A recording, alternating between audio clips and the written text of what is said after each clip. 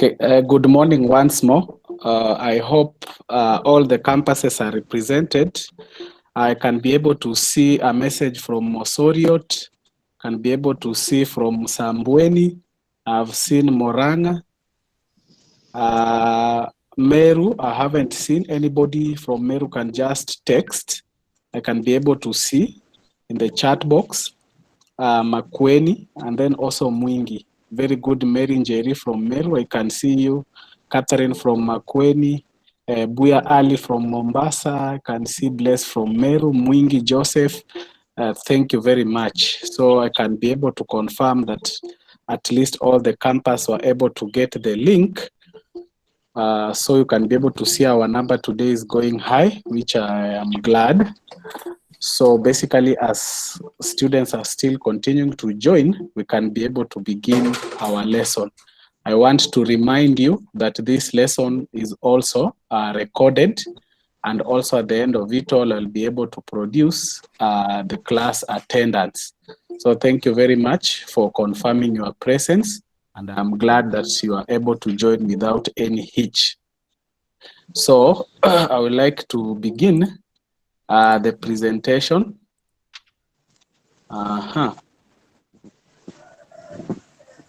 So I hope you can be able to see the presentation. If you can be able to see, please let me hear you.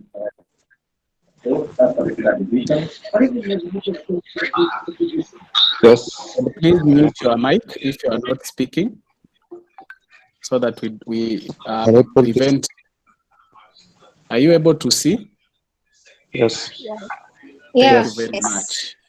Thank you very much. So briefly, I will just be able to give an overview of what we covered in our previous lesson for the purpose or to be able to bring those ones who are not or did not attend the first session to speed. So basically, this is class for cluster 5. And cluster 5, we are doing communication skills. And today is on a Thursday, 24th September, around 9 a.m. So the class, we are going to do it for 1 hour. And I told you that this cluster for cluster 5, we also have other lecturers with us who will be joining us. And once they join in, they can be able at least to say hi. Maybe I can be able to ask lecturer Lydia, if you are there, you can be able to say hi, since she will be taking you through the afternoon session. Lecturer Lydia, are you there?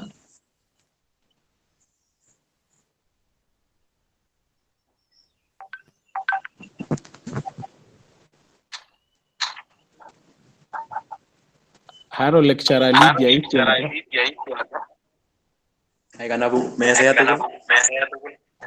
Please mute your mic. Please mute your mic, Abu. Thank you.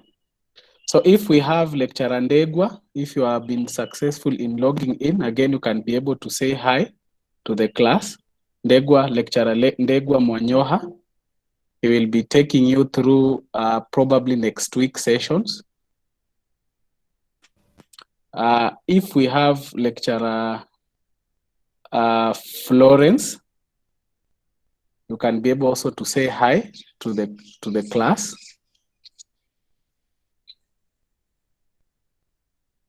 Okay, so maybe they will join us later because I've been able to receive some of their texts. They are saying some connectivity, but I hope they will be joining in the due course. So we say that this is communication skills, and we are having various campuses which have since confirmed their presence. We are talking about Makueni campus. We're talking about Meru, Migori, Mombasa campus, Mosoriet, Msambweni, Murang'a, and Mwingi. So according to the link that I sent, you can be able to see today we will be having 2 sessions. That is a session from 9 to 10 a.m. And then we shall have another session from 2 to 3 p.m., which will be handled by lecturer Lydia from Kitale. So once more, for those who have joined in, I will ask you to mute your mic. Moses Mwanyoha, I think you are there. You can be able to mute your mic. Thank you very much. So I want to remind you that we are going to record this presentation, and also classroom attendance. We are also putting it into we are also taking the class attendance, and we say that class attendance should be 90% for you to be able to be allowed to sit for an exam. So once more, I would just like to ask if other lecturers have joined in. If we are having, you can be able just to say hello to the class before we begin. Hello, yes, this is Mr. Ndegwa Mwanyoha. Do you hear me, Mwalimu? Yes, we can hear you, Mr. Mwanyoha. You can be able just to say what you are going to take them through and from which campus. Okay, thank you, Mr. Jonah Nyachai. I'm Ndegwa Mwanyoha, a lecturer, Koi campus. And as you put it rightly, I'll be taking this class on the patterns of communication, most likely from early next week. Thank you so much. Thank you very much, Mr. Mwanyoha, for joining us, and you are welcome. So I will begin the presentation now. So previously, for those ones who were unable to connect in during the first session, so this class, as we have said, it is for communication skills, and it is for year 1, semester 1. So this is my presentation. Jonah Nyachai from Makindu campus. So the objectives of the course, we are supposed to be able to apply the concepts and the principles of communication so as to enable a learner to be able to communicate effectively in their respective profession. The profession here that we are talking is nursing. So all of us who are here, we are basically nurses. So the modules or the units that we are expected to cover for us to complete this course, we're expected to do introduction to communication, modes of communication, patterns of communication, listening skills, and reading skills. So all this has been allocated to the respective lecturers who will be able to take you through. So my part, which I'm still covering or we're continuing, is basically the introduction to communication. So in our previous class, we had some specific objectives to cover, which were to define what communication is, to discuss the communication theories and model, and to state the elements of communication, to describe the communication process and the importance, to explain one-way, two-way communication, to explain the advantage and disadvantage of two-way communication, and to discuss characteristics of effective communication, and finally, to explain the barriers. So we have already been able to define communication, where we said we talked in detail about that. We have talked about communication theories and model, where particularly here we talked about Shannon and Weaver model, where we talked about the elements under this. So the elements here, we are talking about the communicators, the channel, the media, the receiver, and so on. So basically today, this session, we are going to cover these other remaining objectives. So we said that communication generally is the process of understanding and sharing meaning. So people have to have a common knowledge for them to be able to have a good communication. And we gave scenarios where we said that, for instance, most of you who are going to be nurses in future will be able to be having communication nearly daily between you and your patient. And therefore, you must be able to understand that when you are speaking to this patient, you're expected to speak to them in a language that is common to them or common to both of you, for you to consider that the communication that you have had is effective. Because by the time you complete your third year, you will be having a lot of scientific knowledge, a lot of terminologies, and I warned you that those terminology may not be of any importance should you be able to go and talk to a layman trying to maybe obtain history from the patient, or even giving education in related to either care or pharmacology or the meds that you are going to give to this patient. So the point to take home is that for you to consider yourself to have communicated, you must all have a common understanding. So please avoid things like word jargons that may be confusing to our patients.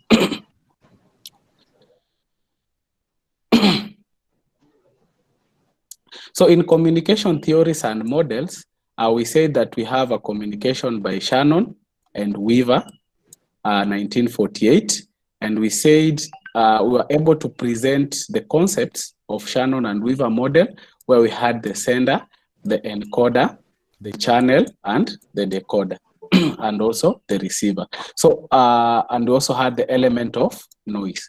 So to present that diagrammatically and be able to just be able to explain what Shannon and Weaver model is as a model of communication, we said that the source is referred to as the sender, and the source is able to associate ideas into words and imageries, and is able to encode those ideas or the message. So it encode it into a form that can be transmitted into a channel.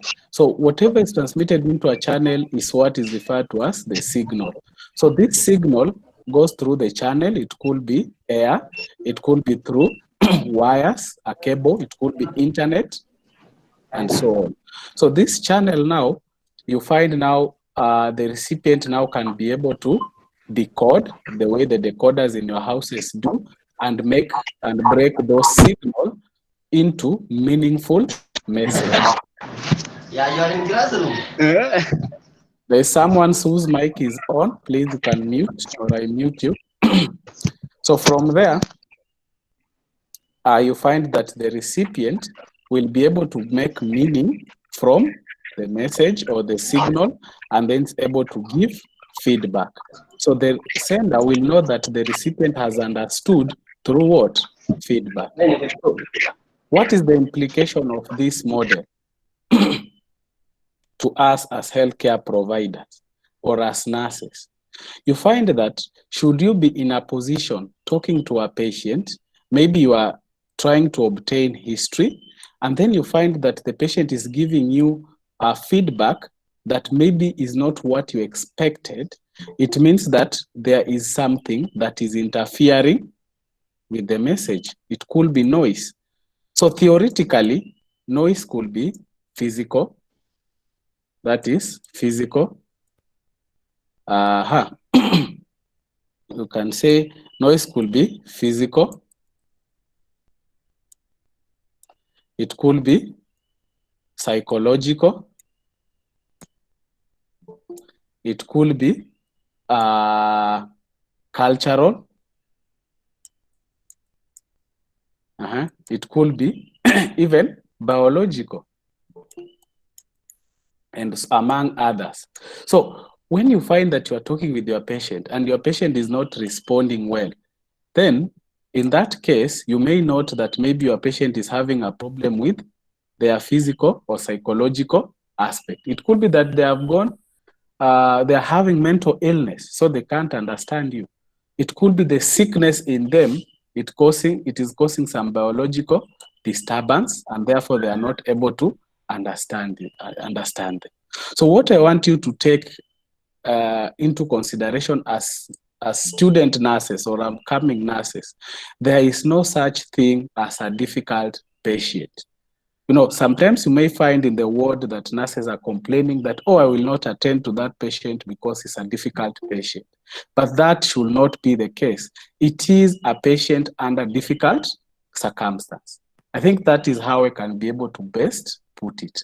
This patient is not difficult, but is the patient under difficult circumstance. The patient could maybe has had surgery and is feeling pain. The patient is in pain. The patient cannot be able to open their bowels. They cannot go to have, they cannot toilet normally. So you find this patient, when you communicate to them, they are giving you feedback which you don't expect. Maybe they appear as if they are arrogant. They appear as if they are disinterested. You know, they appear as if they are drowsy. So there is an element of noise. I want you to understand that. I can't hear you. Anybody else who can't hear me? Me.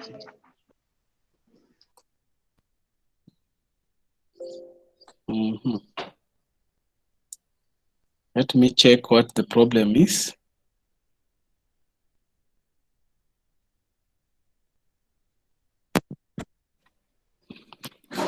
Can you hear me now? Hello? Can you hear me?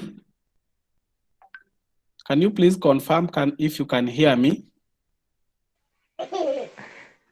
Hello, sir. Yes, I can see Tony saying you can hear me. So I think you need to check your gadget and see if you have a problem. Or you can be able to add volume on your gadget. Please add volume, or you look for an earphone, and then you can be able to hear me. Hello? Okay. Yes. Sir. I can see Mwingi nursing class. Yes. I was asking if there's a limit of the number of students that can be admitted in this class, because some of my colleagues are saying they can't log in because it's saying the class is full. Let me find out with the IT. Just please give me 1 minute. I confirm with him and then I give you the right report. Okay, thank you.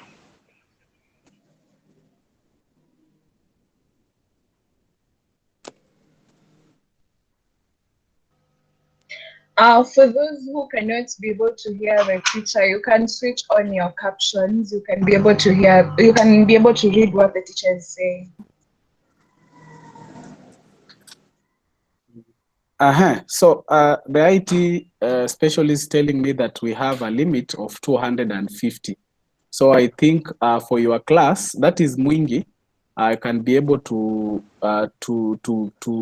after I'm through with this class, I can be able to have you in the next 1 hour. So please communicate. Okay, thank you, sir. Communicate to your class that in the next approximately 1 hour 30 minutes from now, they can be able to log in through the same link, and then we can be able to start all over again. Is that okay? Okay, thank you. Welcome. Okay. So, and then for the rest, once we are through with the class, you can be able to log out so that you allow the others to also be able to join in. Thank you very much. Excuse me, sir. Yes. Excuse yes. The afternoon class, is it the same? Will we be taught the same things this morning so we don't log in if you're in the morning class? The afternoon class is for a different objective. Okay. It will be handled by the other lecturer. So we shall talk in group, in our group, and I will also let her know that we are having a limit for those classes, so that she can also schedule 2 classes. Okay. Okay.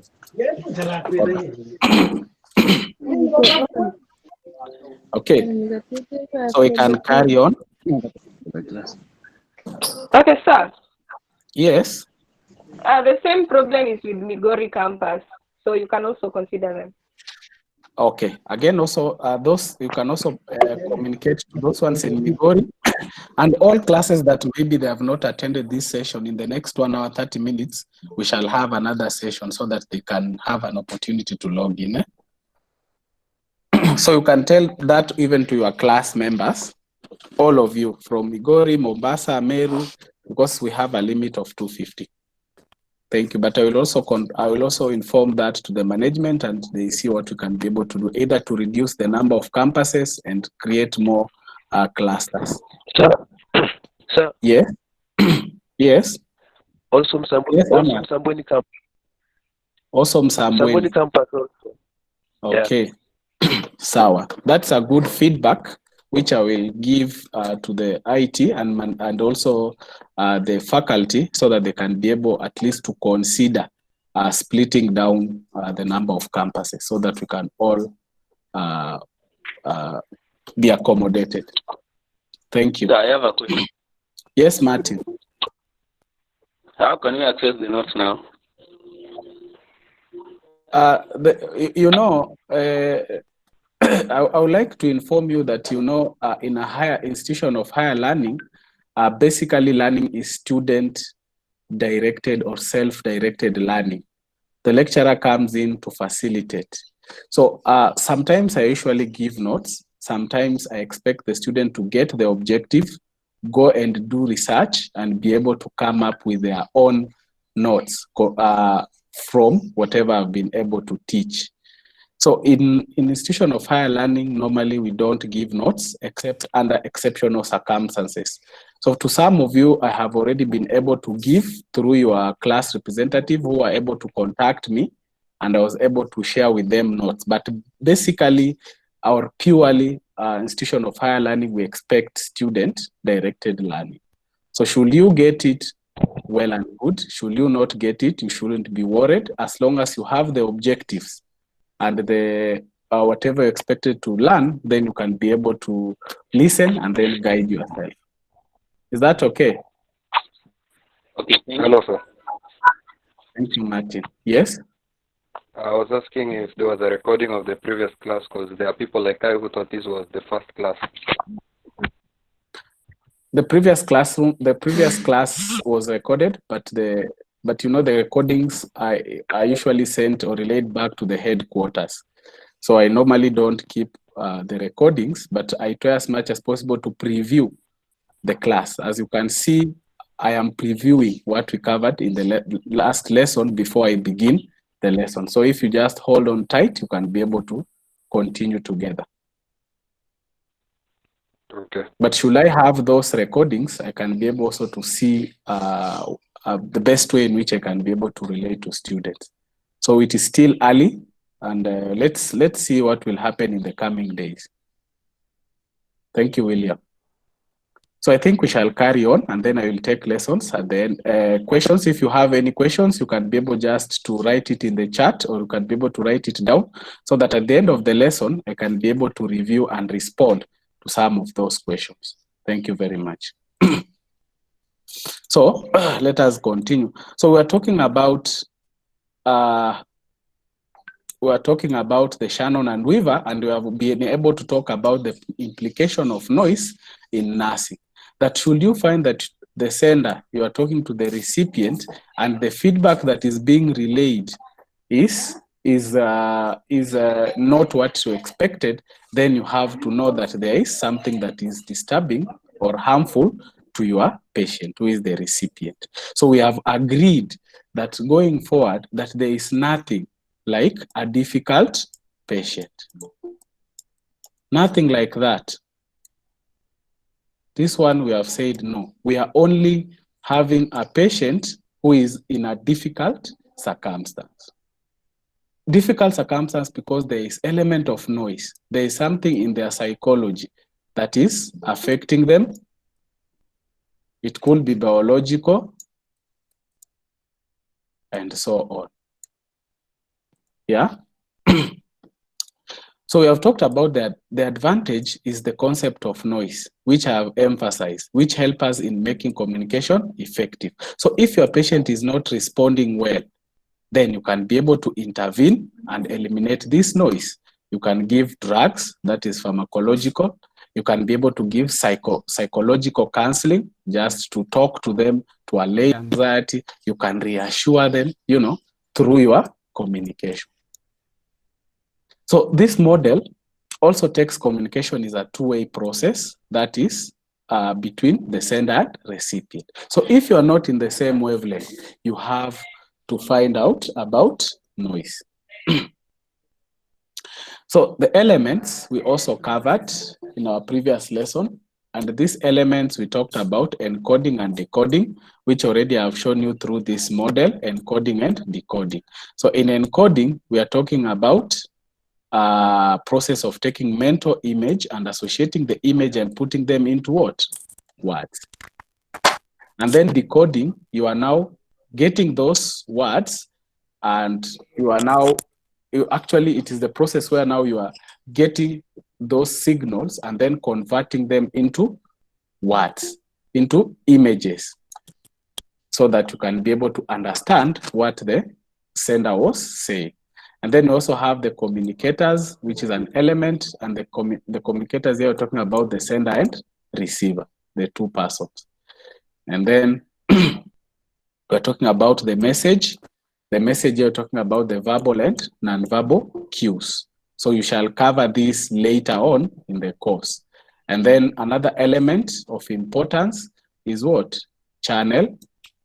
And in channel, we are talking about the medium or the means through which message travels.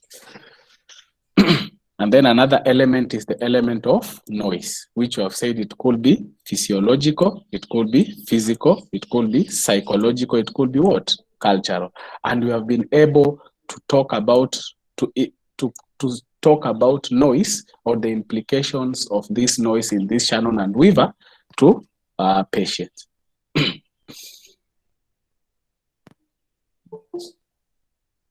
And then we have another element called worldview. And then worldview, we just said it is how you perceive or you are able. They are just framework through which you see the world. There are those ones who see the world in a different perspective than the other. Basically, the worldviews are also referred to as perspectives.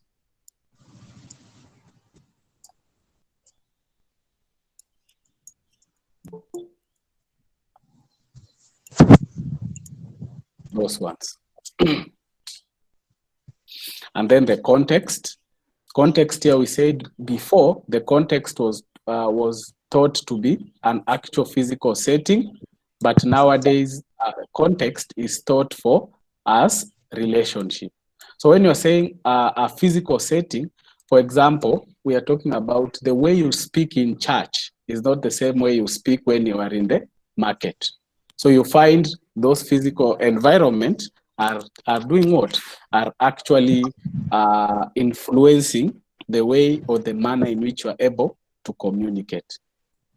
And then in the relationship, we are talking about the manner in which you speak with your boss or the way in which you speak with your lecturer may not be the same as the way you speak with your what?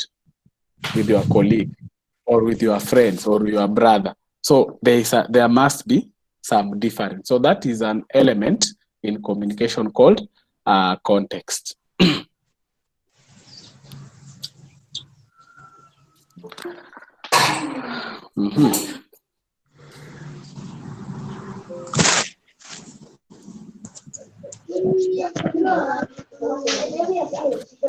Let me just connect my laptop to the charger before we continue.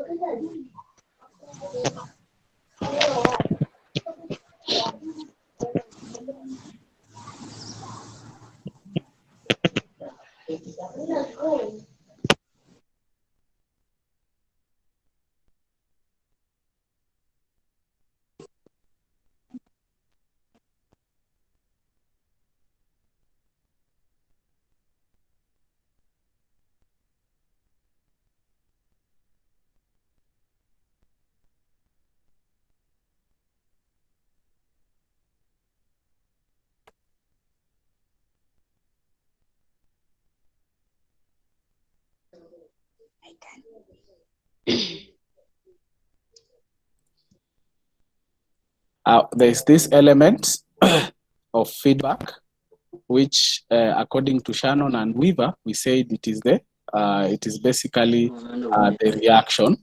It is the reaction or the response.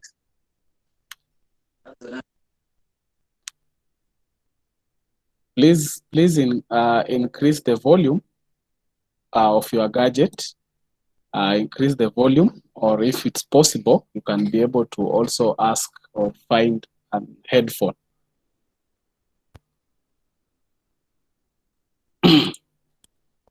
Okay, so today basically we are talking about the stages. We're talking about the stages of communication, or how communication happens. So the stages of communication, basically it starts with the source. It's some school of thought or scholars say that communication is linear. Some of them say it is cyclic. It's linear meaning it is straight or it follows a straight line, but some say that it is cyclic, almost meaning that it can be able to they depict it as if it is round, meaning you cannot be able to tell, or it has a beginning, but the same beginning is where it ends. So the stages of communication, we're talking about the source. The source is the communicator, or the person who is having or who is speaking. The source can be able now to encode a message, or has a message, or the mental pictures. These are basically the mental image you want to display. Kindly, I'm not hearing.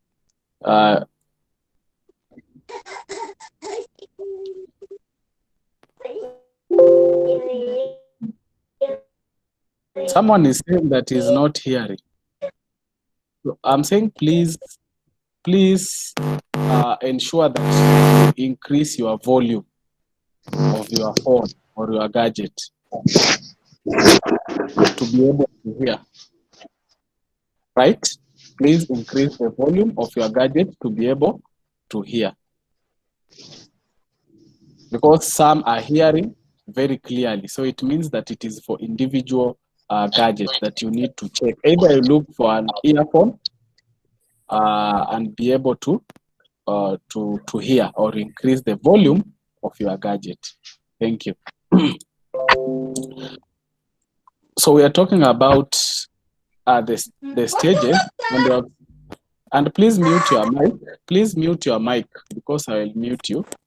Thank you. So we have the source. We have the source. We have the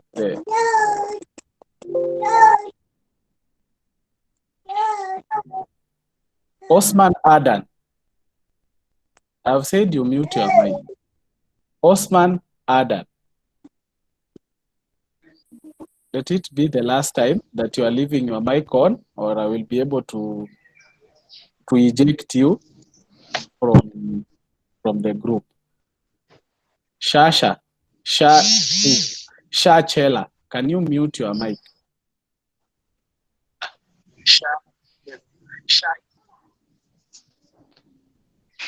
Shachela, can you please mute your mic so that we prevent noise?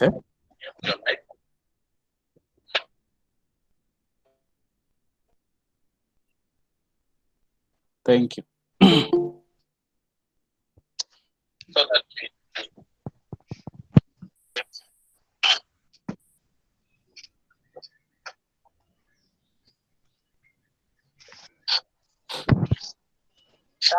Shachela, please mute your mic or I will eject you from the meeting. Are you having some trouble?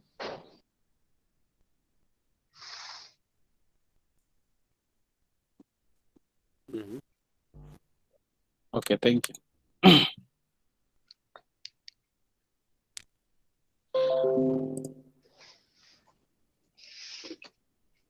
So we are talking about the message. So we have said that the stages, we have the source, the message, and then from the message, the source will be able to come up with the message. And the message you're talking about, it is a mental image. It could be an imagery, or you want to describe something. So they package that mental image or the message in a process called encoding into signals that can be transported into through a channel. So that is called encoding. So from encoding stage, they put it through a channel, and through this channel, we are talking about maybe it could be air, so you can be able just to shout. It could be through a phone or wire, where you can be able to send those signals. So from the channel, we have decoding. So the decoding now is interpreting those signals, because here we are talking about what? Signals. So these signals are now decoded or broken down into meaningful messages. Hello, sir. Yes. Sir, You cannot there's see the someone slides. who's presenting there. We're not able to see your presentation because there's one. Who is that one presenting?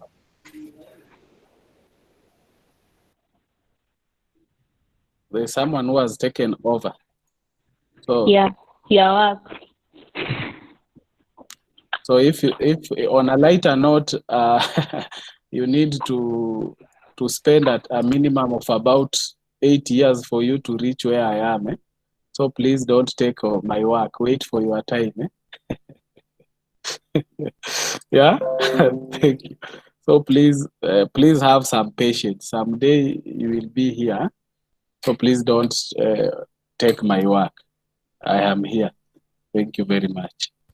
So we are talking about now from channel, decoding, and then we're talking about receiver. So this in decoding, we're talking about, here we have said we have signals. Signals. These signals can be able to be carried through a channel. It could be air, it could be wire if it's telephone, and so on. And then so those signals are then decoded. Decoded meaning it is broken down into meaningful what? Messages. So those messages now get to the receiver, and if the receiver now either he understands them or he does not understand them, somehow they will send a feedback to the source. So that is basically the stages of communication.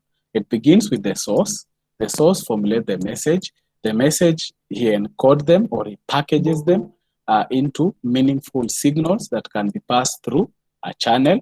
From the channel now, the receiver can be able now to decode those signals into meaningful messages and then now give feedback.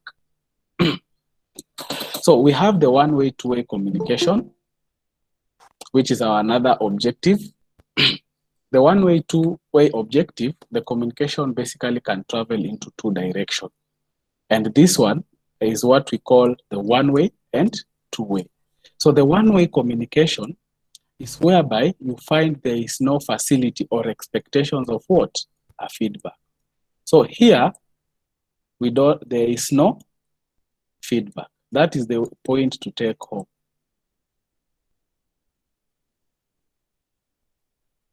No feedback at all. So this means you are giving a communication or sending message. It could be through a notice board, which is often common in our institution of higher learning. You find that you have done your exams, and then the way in which the lecturer can be able to convey the marks or your performance, they can be able to place your marks through a notice board. So when the sender here is using one-way communication and places on a notice board, in other words, we do not expect feedback. We don't expect except under special circumstance. When we are doing an advert in a television, maybe we want to market KMTC, we do not expect a direct feedback, but the feedback can come to us indirectly. And indirectly, we mean we can have a high number of students joining us. We can have more employees joining the institution and so on. So we can even use magazine. So sometimes even in our hospital facilities, we want to communicate very important messages to our patients. You know, you have to take this into context of nursing because you are going to be nurses. So you find that maybe you want to do a procedure like the ORS, or you want to teach mothers on how to mix ORS to be able to give them to their children. You want to show... I'm not hearing, eh? Or you want to show... you want to show mothers on how maybe they can be able...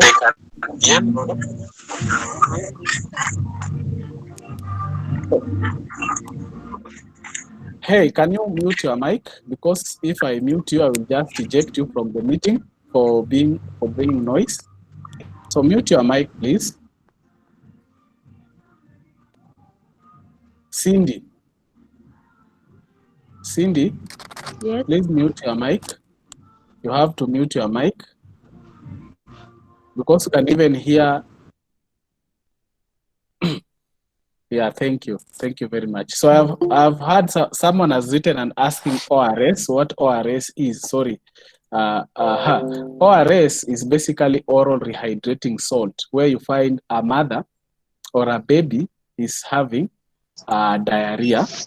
So because they are rearing, you may just want to show them or give them the procedure on how they can be able to mix this oral rehydrating salt so that their children do not or you prevent diarrhea. So when you communicate to them, you can be able to make a chart. You make them a chart which explains to them how they can be able to make that salt.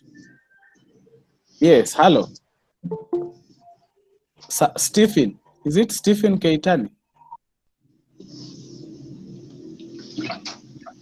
Hello?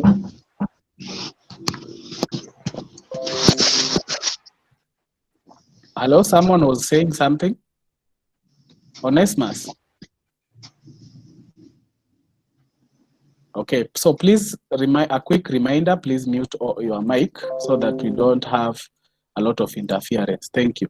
So we're explaining that maybe you want to teach or to explain to mothers about constituting this oral rehydration salt.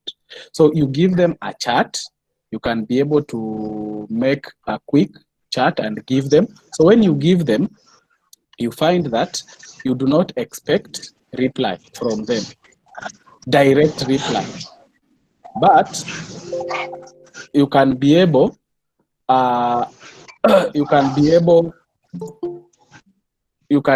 to basically let them know it, understand the procedure, and then they can be able to do on their own. So that one is what we are saying, or we are calling a one-way communication, which is also effective, particularly when you are talking to a large group of persons. So in one-way communication, we say basically communication is linear, meaning it is almost straight from the sender to the receiver. So it just serves to either give information, to persuade. You want to persuade people maybe to bring their children for vaccination or to get polio vaccine. So you use those media, a notice board, advertisement, charts, so that basically you persuade them or you even inform them. So here you see this one now, it is one-way communication. This is how you can be able to depict it, where you have the sender straight to the receiver. This one is the sender, and this one is the receiver.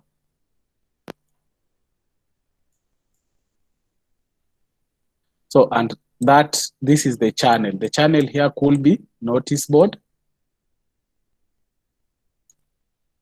It could be advertisement. The adverts could be in a newspaper. It could be in radio. It could be internet, and so on. So the channel could vary. So this is basically how we demonstrate a one-way. When you look at it, it is linear, straight from who? The sender to the receiver, like that. So this, it could be the principal communicating to who? The student. It could be the student communicating to the principal. It could be the Department of Nursing communicating to the student. So this, basically, it is one way, like that. So what is the advantage? One of the advantages is that it is simple, because you can be able to see that you don't require a lot of explanation. You basically just put your charts together and then send it. It is quick. You put it once, everybody read. The large population, if it's an advert, everybody can be able to gain access. It is cheap, but basically here you are talking about relatively cheap. Because there are times where you find that it is cheaper to talk to someone in a two-way than in one-way. So it depends with the context. The context is that you may want to communicate to a large group of people. For instance, the whole of the Republic. So when you put it in a newspaper, you put it in a TV, it becomes cheaper, because there you don't go to talk to individuals using a lot of time. And then also the sender has no problem. They can carry on their work and not have to worry about anything. So a disadvantage is that it allows no clarification. Because if I put your marks or I give an information in a notice board, I don't normally give the opportunity for clarification. So you will go to the notice board, think whatever you want to think, and then you'll have to take time before you can even come back to seek clarification. And then again, it is often associated with authoritarian leadership. Because once the boss says, given you a memo, has given you a letter, that is one way, and has not requested you to reply, then that becomes one way. So it's like their wish is being imposed, you know. So for example, if you're asking your patients or teaching your patients how to make oral rehydration salt, you are basically authoritarian. These are the steps, and that is it. There is no other way. It is either your way or no other way. So we have two-way communication. Two-way communication is whereby we have the sender and receiver. So information can go both ways. So if this is the receiver, they give feedback, and if this is the sender, they also give information. So that is it in terms of two-way. So two-way communication is more time-consuming because the receiver has the opportunity for feedback and to question what has been said. So the receiver is invited to contribute to the process, so that this kind of communication is often associated with a democratic form of leadership. Democracy, meaning that the majority can have their way, and the minority can be able to have their say. Because you give the room for feedback and question. So basically, in a two-way communication, it's associated with a democratic form of leadership. So in situations where you want to debate, I will be able to call on that person to be able to come and give their view. But in situations where you just need to impose, you just need to use the one-way communication. Both ways are effective. What matters is the context. Remember, we have already seen context as an element of communication. So if the message is complex, two-way communication is far more effective and probably accurate than the one-way communication. Because if it's complex, it needs you to talk to people, it needs you to advise people, it needs for you to convince people, for them to buy into your new ideas or way of doing something, then it becomes very effective. So two-way communication also includes feedback from the receiver to the sender, and let the sender know the message has been received accurately. And someone please answer, because there is someone who is saying we can't hear you. There's an advice from someone who has said that if you are having some network instability, please switch off your camera for you to enjoy the limited resource. Thank you very much. And then also add volume to your phone. You can see people are saying, I can hear you from Ones, from Moses. So probably you have to either switch off your camera to maybe get good internet access. Thank you.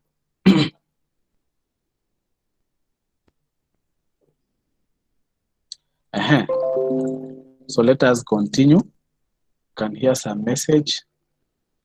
People are saying it is clear. So you need to check your environment. Either switch off your camera so that you just have the audio and the slides, and also try adding the voice or the volume of your gadget, or even move at a site where you think there is high internet connectivity. Thank you. So two-way communication always includes feedback from the receiver to the sender and let the sender know the message has been received. That is what we have said. So this is basically the two-way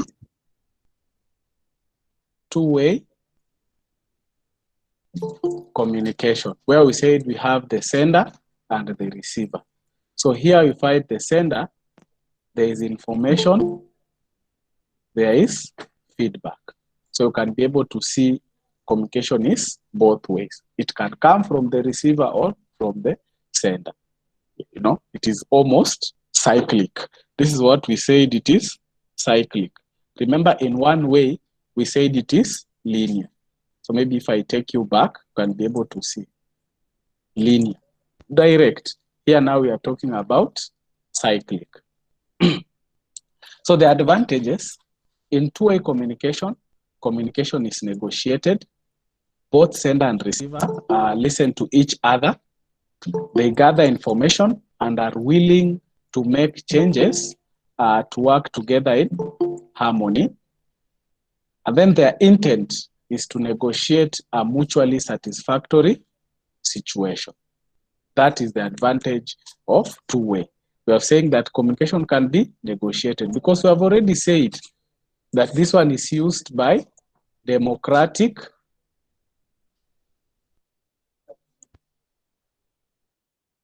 leadership styles. And then both sender and receiver listen to each other, you know, because they are negotiating, give and take, persuading and convincing. And also, we have talked about negotiation. So the disadvantage is that the sender gets bothered and has to focus on what the receiver wants more than what he wants, because there's a window for negotiation. So the receiver, if you're communicating to a student, pay your school fees. The student say, oh, my parents don't have money. So, you know, the sender now has to becomes bothered. If it could be the principal, it could be in your ward. You're having patient you want to discharge, a patient from the ward, your nurses. You want to discharge them. And the patient says for some reason they don't have discharge fee or they have not cleared their balance. So it becomes a bother to you as a nurse because now you'll end up retaining the patient in the ward longer than you had anticipated. And in the process, the patient can even get some other hospital infection because an hospital environment generally is an environment. Yes. He can't see the someone, someone again has taken over my presentation. Yes. Okay, thank you. So I've said on a lighter note that your time will come. So please don't take over my presentation.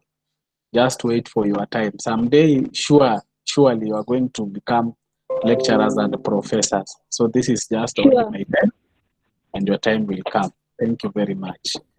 I've had a voice of support. That I'm glad. Good. So the sender, the disadvantage is that the sender gets bothered and has to focus on what the receiver wants more than what he or he wants. We have talked about a case in our facility. Remember, we are nurses. Some of you are going to end up as clinical nurses, research nurses, nurses, educators. All those fields are there for you. You are going to work for insurance companies as case managers. So you find a situation where you have a patient who has been retained to the ward because they don't have money. So that is the receiver. So you find that you get bothered because you expect the patient has come, received service to pay it, go away. But you know things happen. So that is a disadvantage of what? Of two-way communication, because you'll have now to negotiate with the receiver. Either they put a plan in which they will have to pay, or you even sometimes we may have just to consider let them get out of the facility free. Because we have seen instances where a person has died and the body has been retained in the mortuary because of uncleared bills. So you find a patient in the mortuary for over 5 years. What is the body doing there? So eventually you end up doing what? Releasing the body. Yeah. So also everyone has a different opinion, and the sender has to work to make everyone happy, because now it is democratic. You have to negotiate, which is quite different from the one-way communication. So having said that, having talked about the elements, having defined communication, having talked about the stages of communication, then what is effective communication, or how do we make communication effective? You can be able to see that pictorial. All these ones seem to be in harmony, right? They understand one another. They seem to be in the same wavelength. So effective communication, or basically we say that it is a communication between two or more persons in which the intended message, this is the key word, is properly encoded, delivered through appropriate channel, received properly, decoded, and understood by the recipient. That is it. That the message that you are sending, remember previously we talked about persons can send intentional messages while others can send an unintentional message. So the message that we are sending here has to be intended. Maybe you're talking about oral rehydration salt, how to prepare it for as in cases of diarrhea. So that message has to be intended.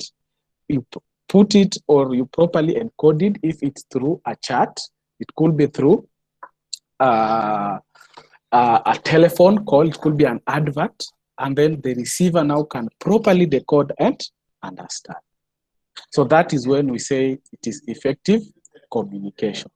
So in other words, effective communication needs to be effective and efficient for better and smooth functioning. So that is it.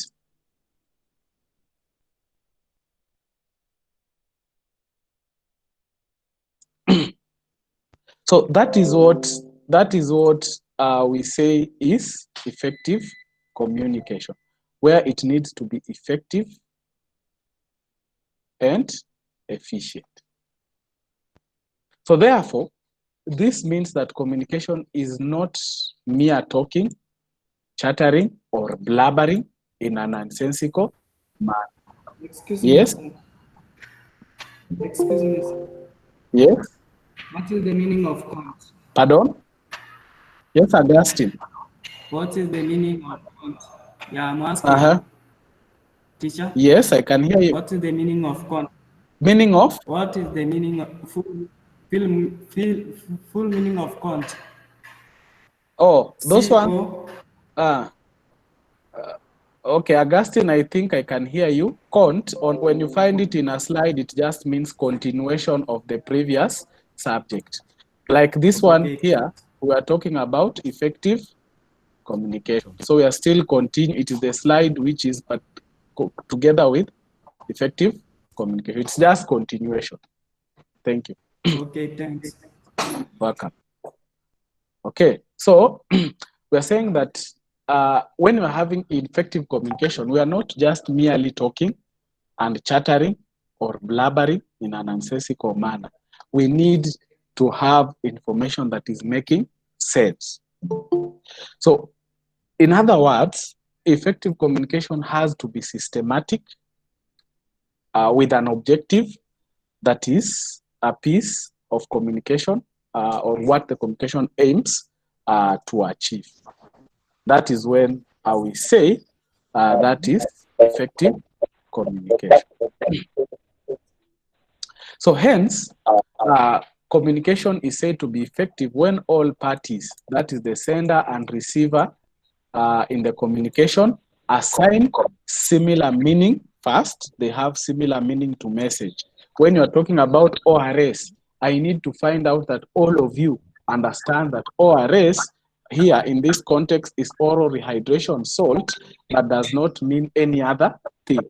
So we must have to have similar meaning.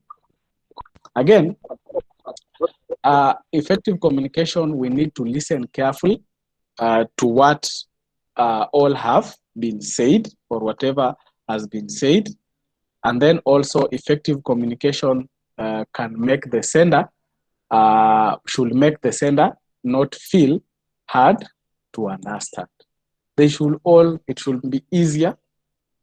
They should be able to listen carefully, and we should all assign similar meaning. So in other words, that is when we say communication has been achieved. So what are the characteristics of effective communication? That is, we say 7 C's. 7 C's. Where the communication has to be complete, it has to be clear and integrity, it has to be concise. We have to consider the physical setting and the recipient. It has to have some clarity of the message.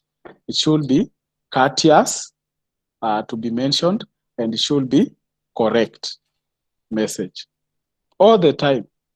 When you're talking about complete, you don't leave your patient hanging. You know, there are those people who can give you a story, and they're telling you a story, and then in between the story, they leave you hanging. So it just tells you, yeah, you know, we went to the market, I went there, we find someone, and then we go, and then it starts laughing. No, that is an incomplete message. So the message has to be complete. It has to be clear. Clarity and integrity of the message, meaning it should be the right message, the proper message, and also truthful. You do not seek to misadvise your patients. Your patients have come for a different reasons. It could be they are having pain, right? As just a simple issue like pain. The pain could be sudden onset, or in our language we say acute. It could be neuropathic, meaning it is caused because there is a damage in the nerve. So instead of you lying to the patient and giving the patient some wrong medication for the wrong diagnosis, then you have to prevent that by being truthful. You can be able just to refer this patient to another person who is senior than you, or who best understand the condition, other than lying to the patient. So you have to have some integrity in your message, particularly in the context of nursing. It should be concise. It should be considering the physical setting and the recipient. The physical setting here we have already talked about. The context. There are those messages that you can share with other persons and others you may not be able to share with them. And then courtesy. It should be courteous. Courteous in the sense that you must consider the age. You must use words like please. You know, those words that does not seem to coerce, or worst of all, cause the patient to feel under pressure. So you must be able to give courteous, and then the message again I've said should be correct. So completeness must be complete so that you do not baffle the patient.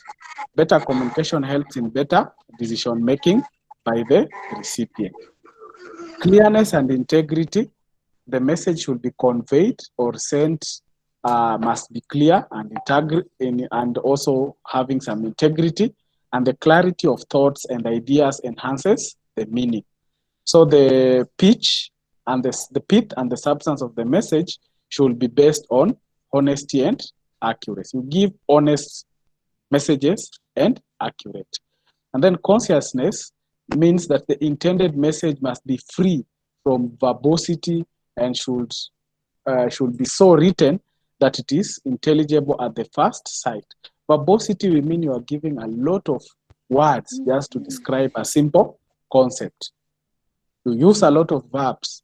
You use a lot of jargons, which is not correct. So short and intelligible message sent to the receiver is ever appealing and comprehensive. So choose the right words, make them short, make them clear, so that you don't end up confusing your audience. Again, when you choose a conciseness of the message, it saves time and cost as it is understood in the first instance. When you consider the physical setting and the recipient, in order to make communication more effective, the overall physical setting, such as the media of communication and the work environment, must be considered. So the content of the message must also be taken into account. That is the attitude, knowledge, and position of recipient. So clarity of the message should have clarity of thoughts and ideas in order to be understood clearly. So clear messages makes use of exact, appropriate, and concrete words and symbols. So it should just be clear. And then courtesy, we have already said, it should be polite. Polite, use words like please, thank you. It should be reflective. Do you think, what do you think about this medication?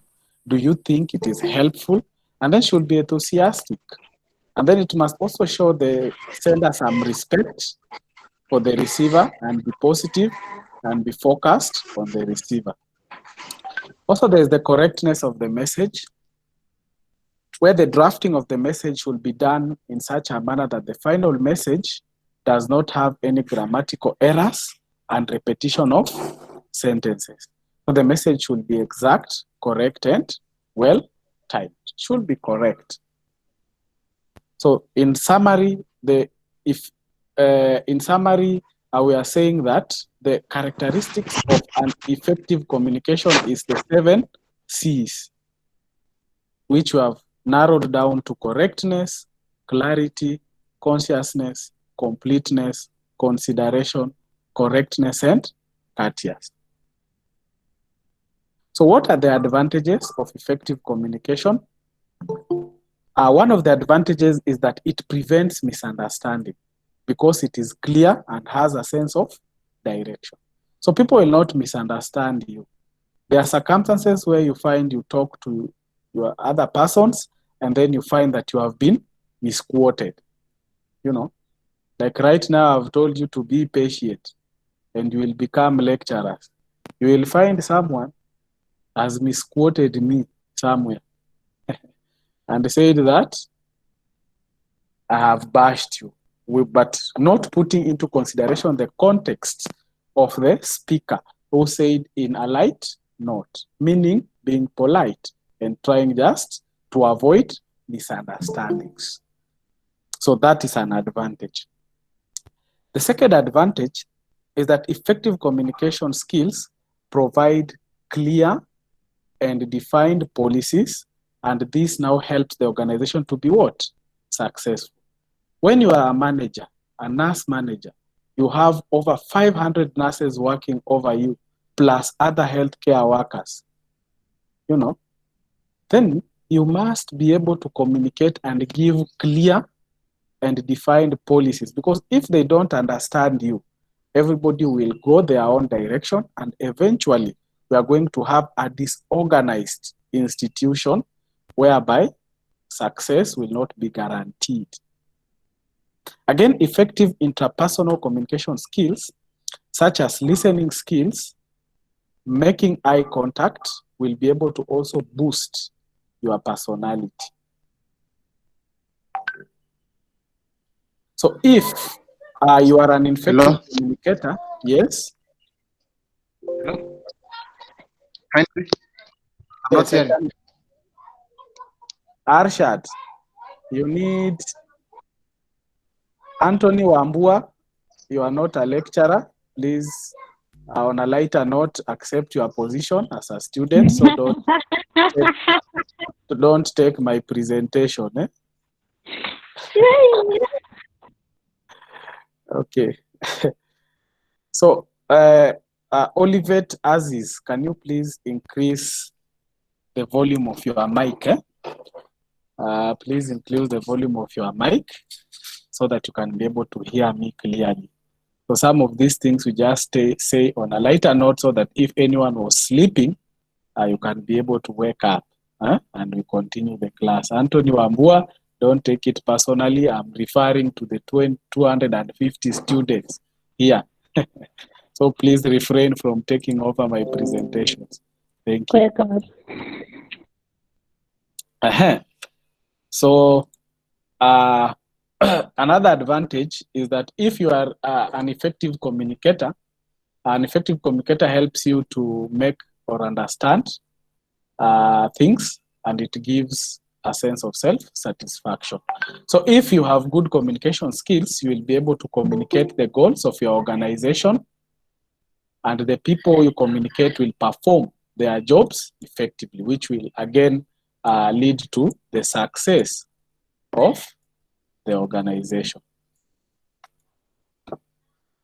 So what are the barriers?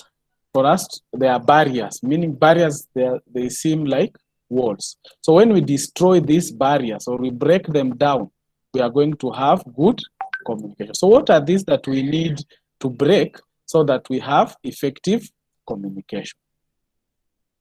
We have semantic barriers, organizational barriers, psychological, personal, cultural, gender, and perception, among others. They are limited.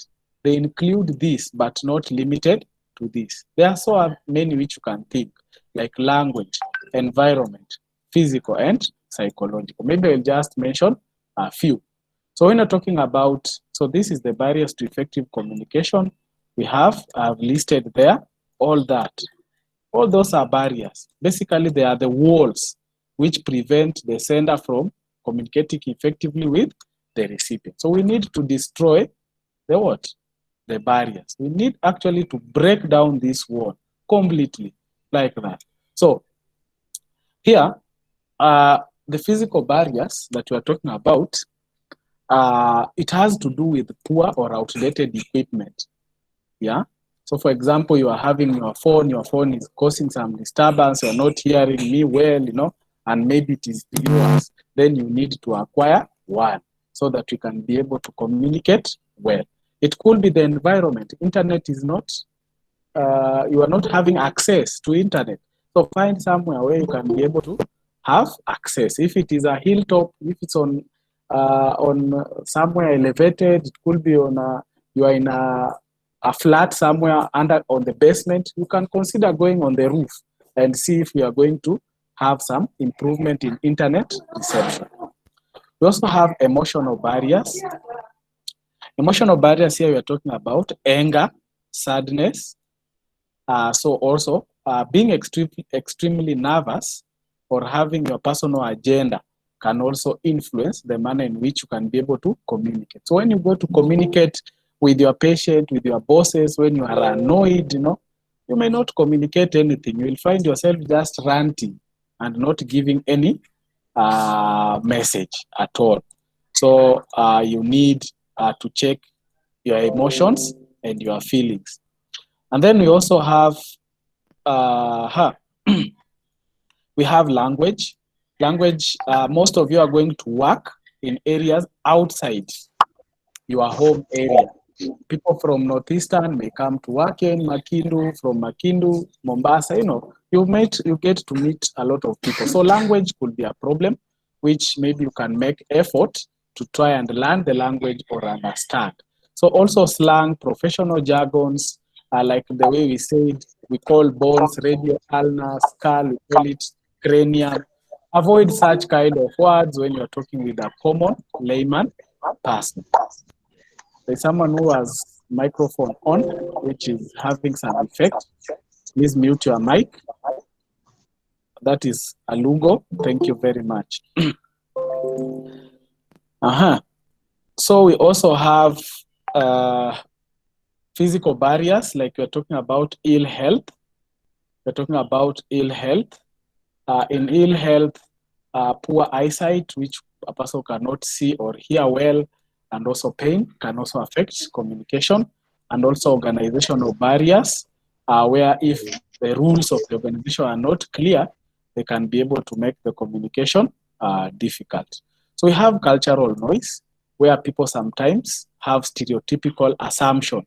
When you maybe on a lighter note, you look for a person from Western, you think about your own stereotypes, things which are not necessarily true, are people from the mountain, are people from the coastal region. So those people can be able to affect the manner in which people can have a conversation.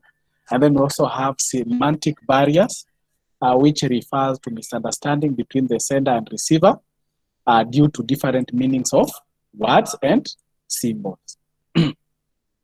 So the semantics here, we are talking about bad expression, because in some areas when you tell someone gota, a person may think that you want to hit them, you know. Someone in some cultures, you find people don't maybe shake hands, you know. So it can affect the manner in which people communicate. So you need to find out. And then also unclarified assumptions, it's just you assume.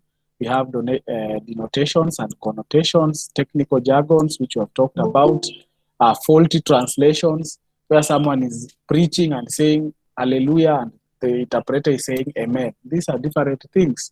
It's a faulty translation. And then you have words with different meanings. So that basically is what I'm expected to cover in the introduction lesson. So just to brief you on what we have been able to cover under introduction, we have been able to just to put or to summarize, or in conclusion, we have been able to define communication. We have been able to discuss the theories and models, that is the Shannon and Weaver. We have talked about the elements of communication. We have said about feedback, noise, channel, communicators, encoding and decoding, among others. We have been able to describe the communication process and its importance, where we talked about the element of noise, particularly in the context of a nurse. And then also we have explained the one-way, two-way communication, where we said the one-way, it is linear. You use things like a notice board, you use newspaper advert, and then the two-way, it is democratic, where you need to have the sender and recipient, both of them talking to each other. And then we have gone and described the advantages and disadvantages of two-way communication, where we have said in two-way, at least you give room for people to negotiate, but one of the key disadvantages is that it brings frustration to the sender, because you would have to negotiate and it may take long. And then we have talked about the characteristics of effective communication. And then finally, we have talked about the barriers to effective communication, which we have talked about semantics, cultural, language, physical, and so on.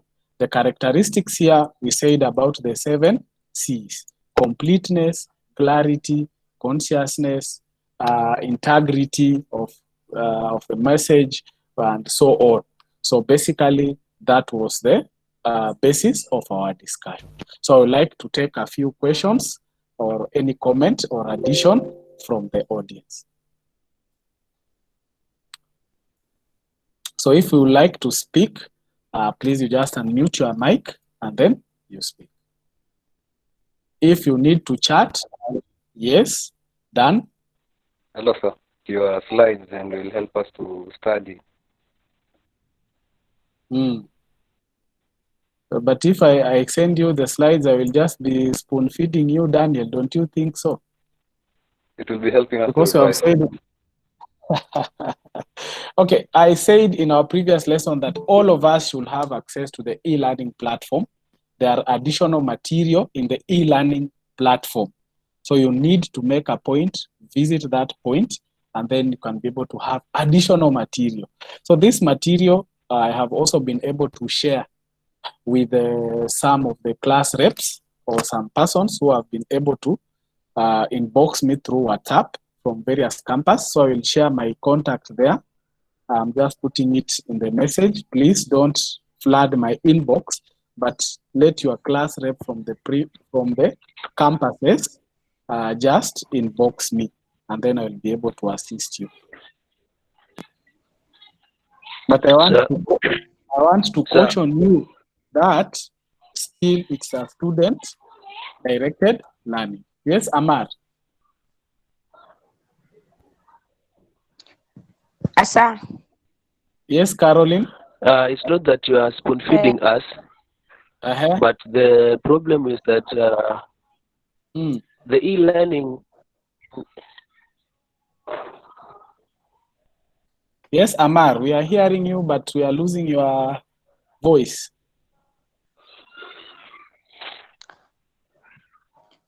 Madam, for example. Yes, Caroline. Yes, I was saying the problem is that the e-learning portal, in some of us, it's become difficult. Okay, I will assist you. I have not said that I won't assist you. I will assist you, but I still urge you, contact your ICT technical persons through your HOD to assist you. You need to visit that e-learning platform. There are a lot of useful material there. So you combine both and then you become a very good learner. But I will assist you. I've said I've shared my telephone number. I don't know if you have seen it through the chat. You can be able to contact me, but I've just made a humble request that once you contact me, let me know your campus, your name, and if possible, let your class representative just contact me and tell me that this is so-and-so from Mombasa, and then I send you the notes. But you must make a point of visiting the e-learning platform. So I would like to read a few chats where I see Diana Chelagat, thank you, saying that it was awesome. Ellie, nice presentation from Kibet. I can see Angel. Yes, Margaret. Madam. Yes, Margaret. For example, coming to school. Margaret. Yes, I'm saying. Are we expected with the notes to come to school? Are you expecting? Are we expected to come with the notes to school? I think Margaret, your connectivity, I cannot hear the end of your question. Madam, for example, some of us are grading nurses. We are able to access this meeting, but we can't access anything on the e-learning platform. Anytime we try to log in, all the time we are told that we are not encoding. I think you have the HOD in your respective college. The HOD should be able to direct you to the ICT personnel in your college. And this ICT personnel should assist you to gain access into the e-learning platform. So perhaps now, if you are not able to access, you have to be a little patient as they continue to feed you into the system. So you may need to exercise some patience, but you continue talking with your HOD. So we can continue joining the Google Meet. Yes, the Google Meet you can continue until when everything is clear. Okay, then. Yeah. Hello. Yes. Thank you so much for the presentation. I'm a lecturer from Mosoriot campus, Zipporah. Yes, Zipporah. That was a very good presentation. Thank you very much. So I just wanted to ask, when will be the next presentation? Because there are some students who could not join in for this presentation. And also, I wanted to know, can they accommodate more than 20 students? Because it's like there are so many of them who want to join at the same time. Thank you, Lecturer Zipporah from Mosoriot. Thank you very much. Maybe you can just say hello to the class, and then I can be able to... Hello. The class was so good. Thank you, students, for joining in. And I want to encourage you so that at least you'll be joining in all the time at a good time, because it seems like the students are so many. Yeah. If the clusters could be divided, then it could be very good, so that at least all of them are accommodated. Yes. Otherwise, it is a good one. Thank you very much, Zipporah. This is our second class. Maybe I can just brief you. The first class we had an attendance of about 170, so we were able to fit in. However, when I took the register, I realized that some campus did not have access. So what we have decided to do through their representative is that after this session, we are going to have another 1 hour for those classes that did not make it, so that at least we can also be able to preview them. Okay, thank you And very then, much. yeah, and then the link is through the convener, the overall convener, that is Daniel Kirui, who we usually send the link to him, and then he sends those links to the HOD of the respective colleges. Okay. Yes. So we have to wait for the link to be sent to the HOD, then to us, so that you can give to the students. Yes, exactly. Okay. So as soon as the timetable is not yet out, so we normally have a communication from the head office in Nairobi on when to have these classes, and then we just we just create the link and then we send it downward. Okay. Thank you. Thank you very much. Thank you. Thank you. So I can be able to see through the comment. In my opinion, those who cannot access the lesson, so it is biased to them, it will be unfair when tested. The same thing, that is from Emmanuel Tuma. Emmanuel, I think we are able to say that. Hello. Yes, Margaret. I can choose the same link to join the class at 2 p.m. Yeah, they just use the same link. For those ones who have attended this class, leave log off to allow the other team to join it.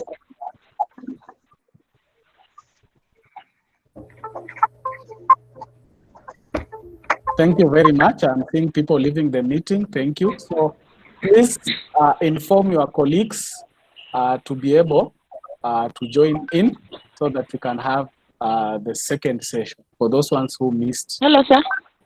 Yes, hello, Joanne. Hello, sir. Yes, Joanne. Joanne, can you speak? I can hear you.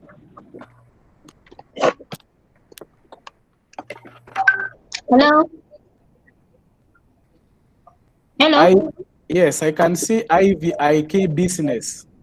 Yes, Worldview was one of them. And the World. I have a question. Please, if I was asking you, clarify on. Pardon? Hello? Yes, Joanne. Joanne, speak up. You're asking a question. I was saying, when you are looking at the elements of communication, I'm saying, when you are looking at the elements of communication,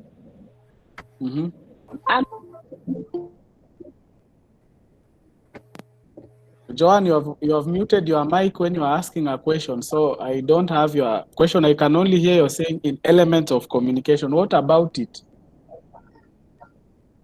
Hello, sir. Yes. My question is, are we saying worldview was one of the elements of communication? Worldview.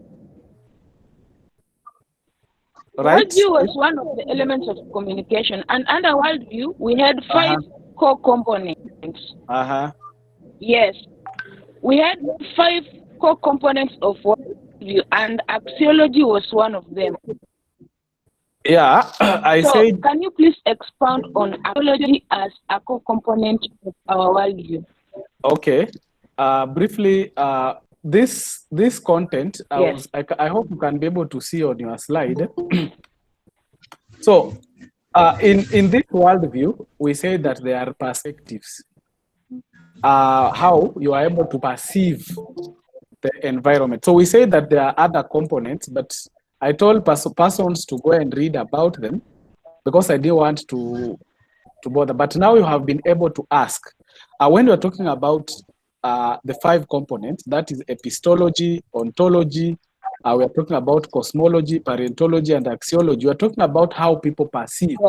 Those people who perceive maybe in ontology, who perceive the world based on their belief system. For example, we are talking about God. People believe in God differently in different places. There are those who believe in one God. There are those ones who believe in several gods. So you understand? So from their perspective, when you tell them that the world was created, we are all created in the image of one God, then they will be able to perceive it differently because in their environment, they have their own belief system. So it shapes how they see things, you know. And then when we're talking about epistemology, it is how people acquire knowledge. It could be the knowledge they acquire it by study of nature and origin and so on. Others, they acquire it by, and they understand that the human knowledge is limited. So that information that they have before, actually when you're talking about worldview, is the prior information that the person comes with. So you find it shapes how they see things. When we're talking about cosmology, it is the way we have the relationship with universe. For example, how people see death penalty. For some countries like China, they advocate for death penalty. But in Kenya, because we believe that life is sacred, then we see that we should not kill. So those are things that you can be able to go and read on your own. They're just good to know. Sawa sawa. Thank you very much.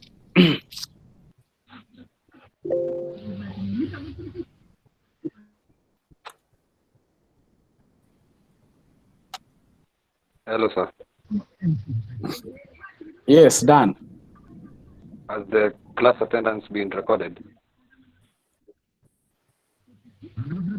Yes, the class attendance is being recorded. Okay, thanks. Yeah, thank you. So, good morning. I hope Mwingi have joined in. Let me see. Mwingi, people from Mwingi, you can just write on your text. From Mosoriot, from Sambweni, those who missed the lesson.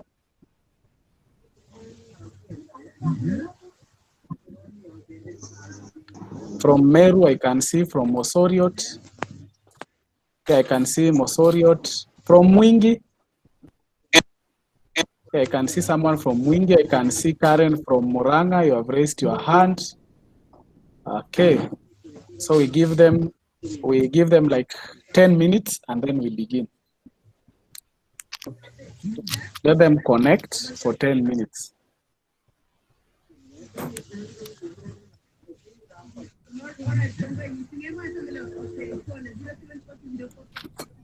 Daniel Mateka, you need to increase the volume.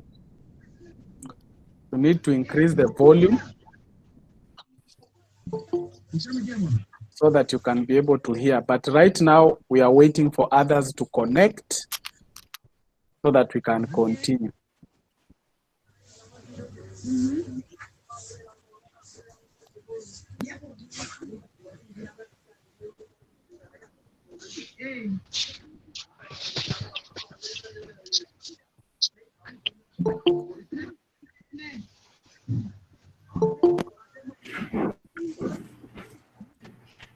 Doreen, I can hear your message. I can see your message, Doreen, Orina. We shall organize that. So that is under consideration.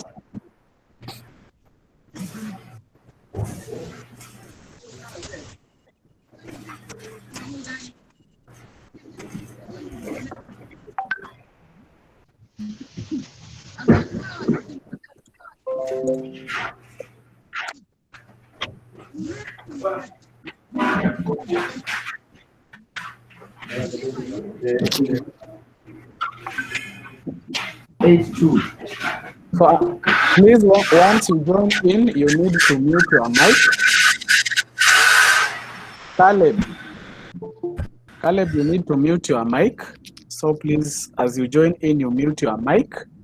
Or if you become, you discontinue disturbing the lessons, I may just eject you from the meeting. I will have no option, but I will remind you, once you join in, you just mute your mic And then if you have any concern that maybe it is not really pressing, you can do it in your chat. You can use your chat. I will be able to see your message. So Onesmus Kipungeno, please mute your mic so that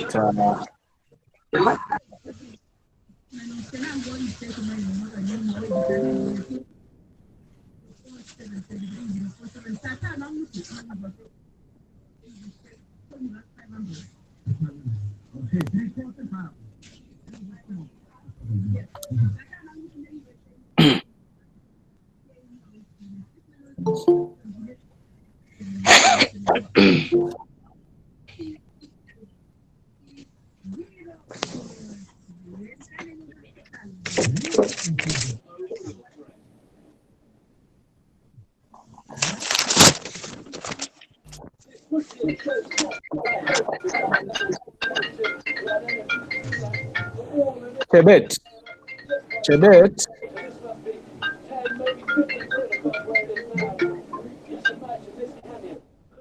Please mute your mic.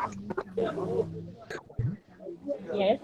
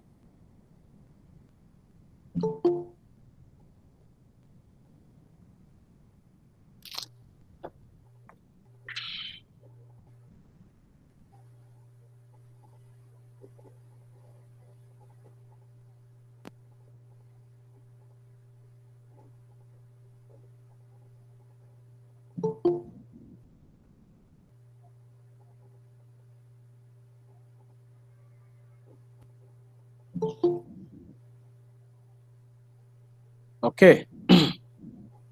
Now I can be able to see persons from Muranga. I've seen Mosoriot, I've seen Meru, I've seen Mwingi, I've seen Msambweni from Elmi. Thank you. I've seen Migori, Muranga, Caroline, Makueni, Karen, Cherono. So that confirms that we have the second lot that we are expecting. So I will begin this lesson. I'll begin this lesson giving a preview of what we had covered earlier. You can see Bakari from Sambweni, Emmanuel, thank you very much. I can see Hellborn from Wingi Campus, who is with us.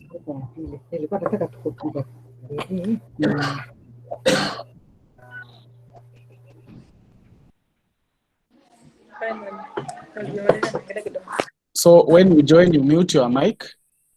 You just mute your mic. Okay. So now, without wasting further time, now I will be able to start. So briefly, for those ones who could, maybe this is your first lesson, this we're teaching together, combined with other lecturers. There is a class which we are supposed to log in at 2 to 3 p.m.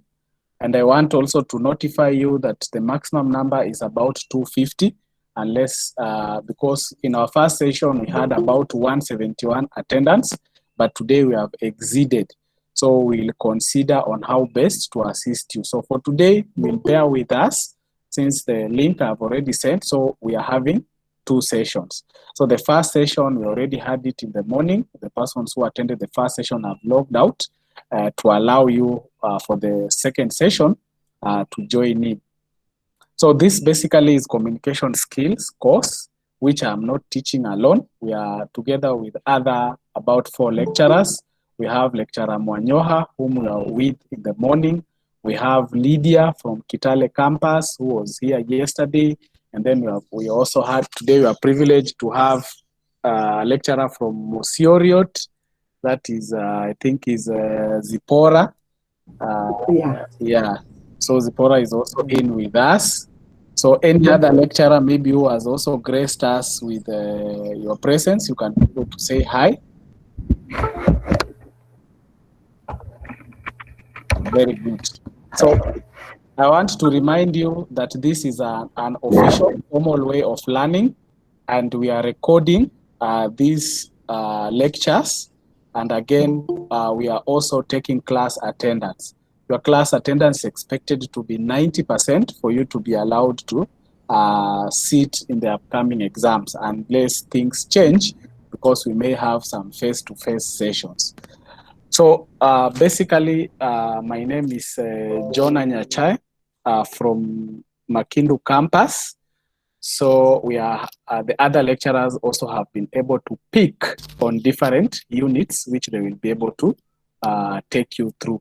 So this is a course for year 1, semester 1, and it's called Communication Skill, a very important or an extremely important course, particularly in the context of us as nurses, because we are going to talk a lot with patients, we are going to work a lot with communities, we are going to go places because of because of the demand of your work.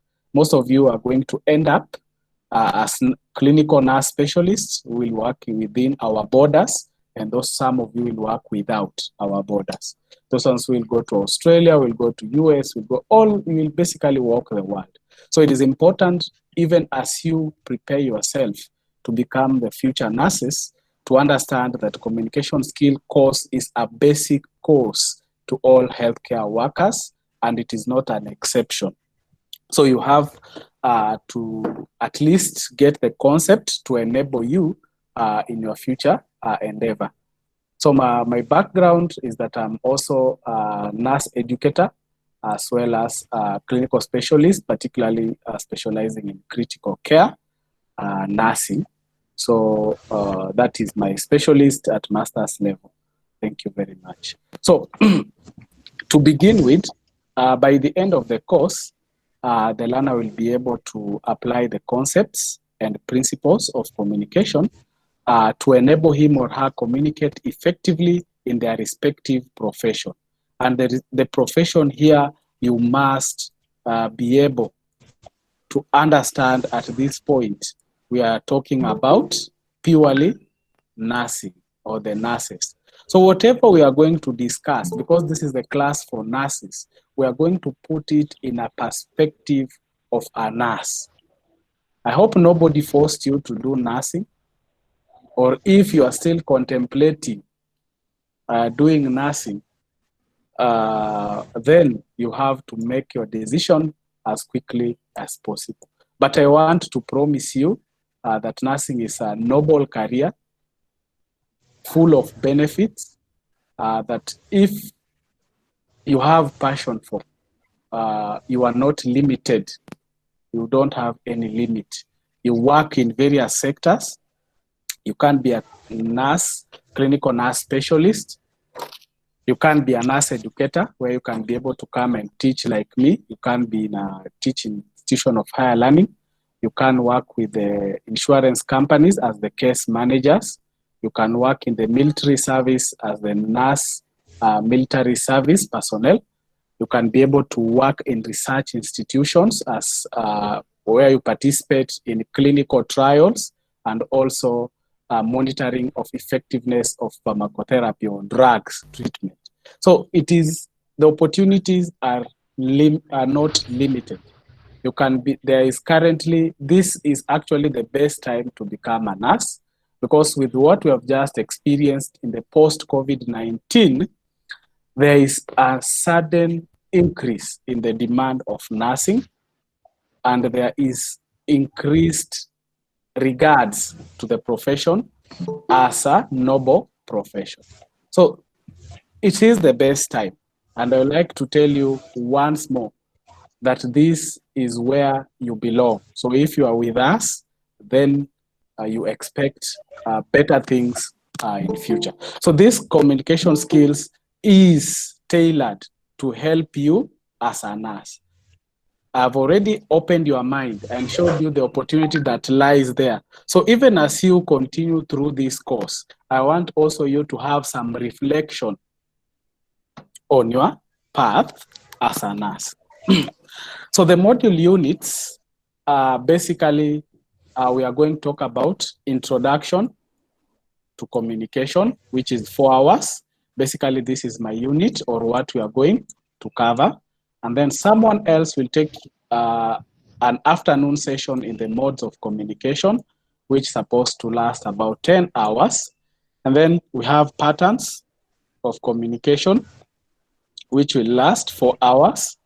We have listening skills, another 4 hours, and reading and writing, which is 4 hours. And then some element of some just reflection or practicals, which takes another around 4 hours, which gives you a total of about 30 hours in communication skills. So this is what you're expected to cover.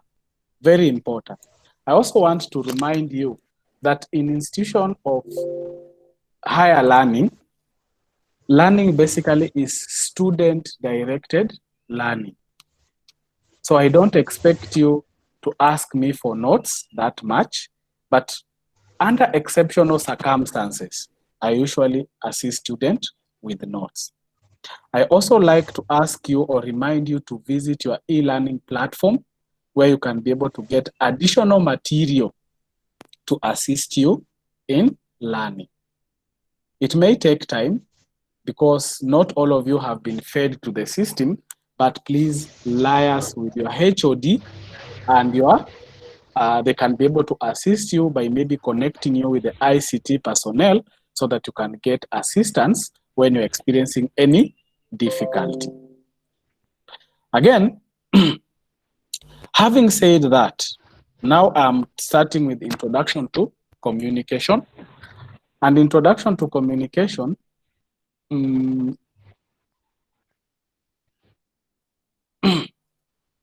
sorry. So in introduction to communication, we have several objectives. The first objective is to define communication. So you need to know at the end of the lesson or at the end of that unit, you need to understand how, or it should be easier and possible for you to define communication.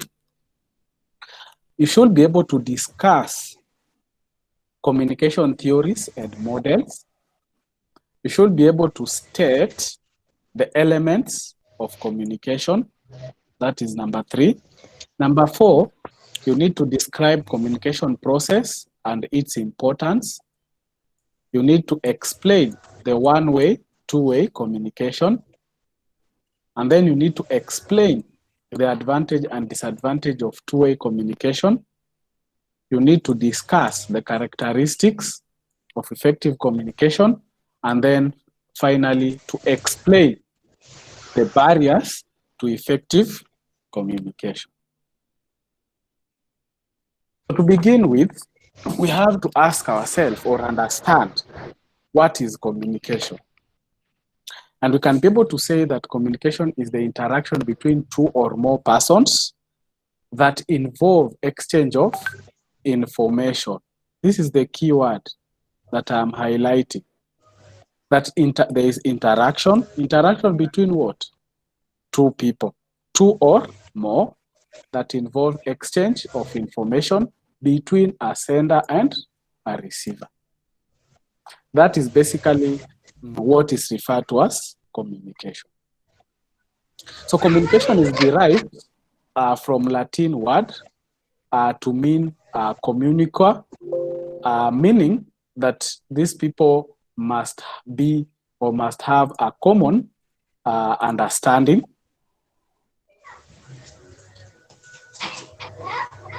Please mute your mic.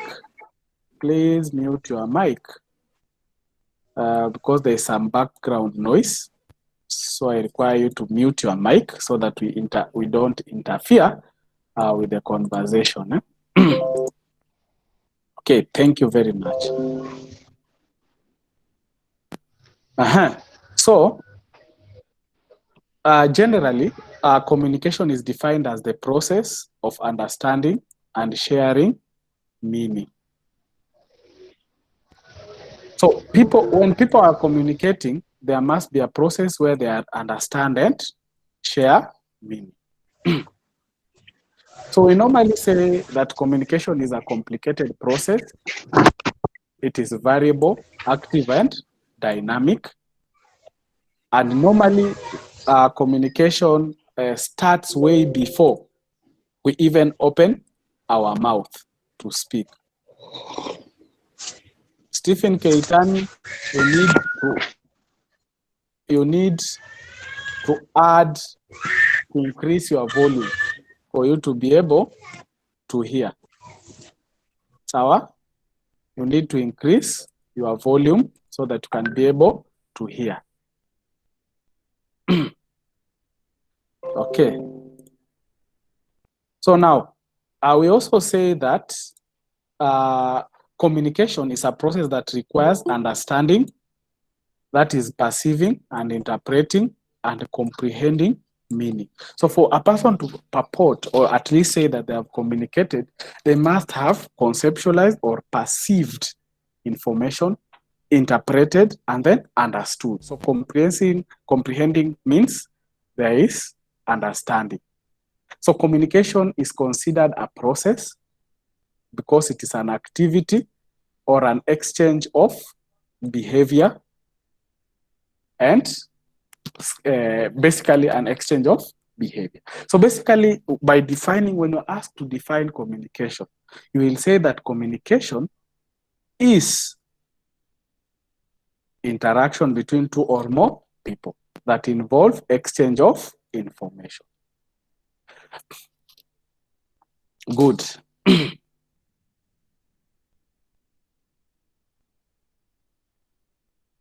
Sorry. So understanding the meaning of another person's message does not occur unless these two persons are in a common or elicit a common meaning. So if in our context, maybe you are a nurse, you are talking to a patient and you are using medical jargons. Medical jargons are those hard words or the vocabularies in medicine, right? So you may want just to talk about a simple thing. Maybe your patient has come with headache. So you just ask them, if he's a person who is conversant with Kiswahili or Swahili, you just ask them, kichwa inauma, so that you have the common meaning. Because if you start telling them that, could you be having some migraines, you know, that is a word that may not augur with their understanding. A person may have had a fracture, right, of just, this is the arm here. So you ask them, or you tell them that the X-ray films show that you have a fracture of the radius ulna. A common man may not understand that. Or you tell them that you have a fracture of the condyles, you know, these ones. Those are called medical jargons. So as long as your patient does not understand what a condyle is, what a radial ulna is, then you are not having an effective communication. Just tell them, umevunjika mkono hapa katikati, ama umevunjika kwa elbow. Common language. Sounds easy, but very difficult to put into practice. So in addition to understanding, communication involves sharing and interacting between people in order to exchange meaning. So apart from just making them understanding or having a common meaning, sharing and understanding is also very key. So that is briefly about definition of communication. What we have seen in communication is interaction between two or more people who are having a common meaning. And there are things that you have to put into consideration, whereby their information should augur, or these people should understand what you are saying. So the second objective is communication theories, or to define communication theories and models. So the model that I have chose for us to discuss, or for it to be able to tell us about communication, is a model by Shannon and Weaver. This one is called Shannon, and there's another one called Weaver. So that theory was later known as Shannon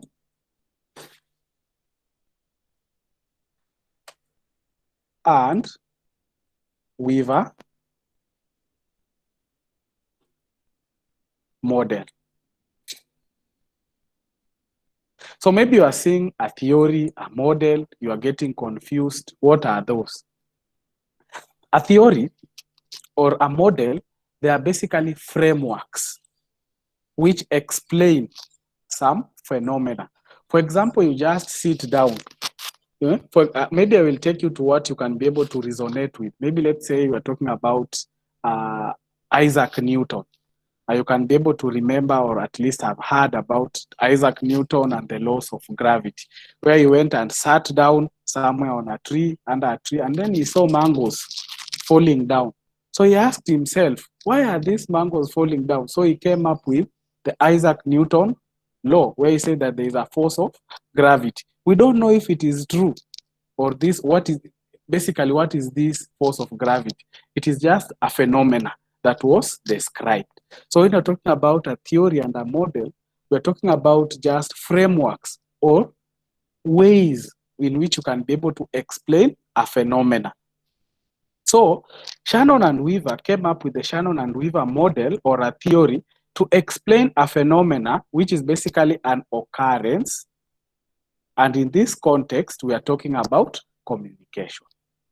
So communication is the phenomena, which is the occurrence. When maybe you are saying you, Peter, and Paul were communicating, how do we depict that scenario?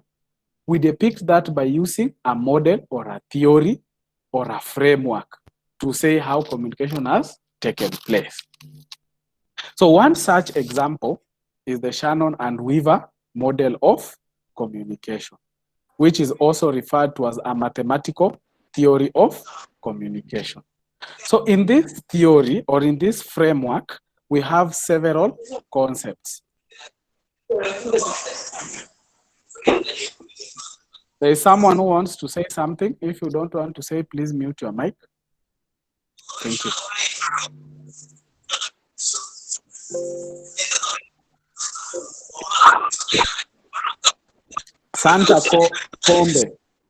Santa Combe, mute your mic, or you risk being excommunicated. Mohammed Ahmed, I've said you mute your mic if you are not asking a question.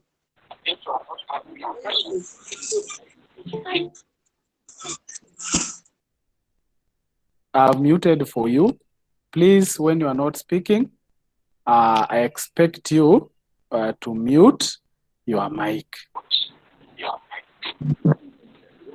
Sharon Luvadwa, if you can't hear me, increase the volume of your phone, or you look for a microphone, an earphone, sorry, or you go where you think there is better access of internet. And you can again turn off your cameras so that you increase your reception of internet. So if you have some internet challenge, it is okay for you to turn off your mic, not mic, your camera, so it will increase. Thank you.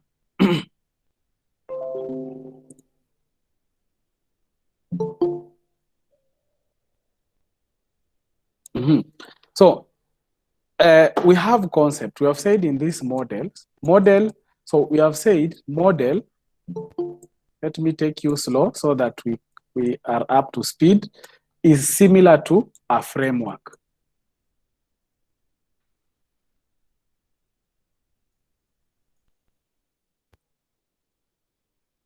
In other words, when you're saying a framework, we are talking about, we can say it is a story.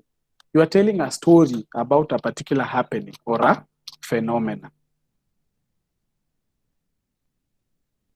Phenomena.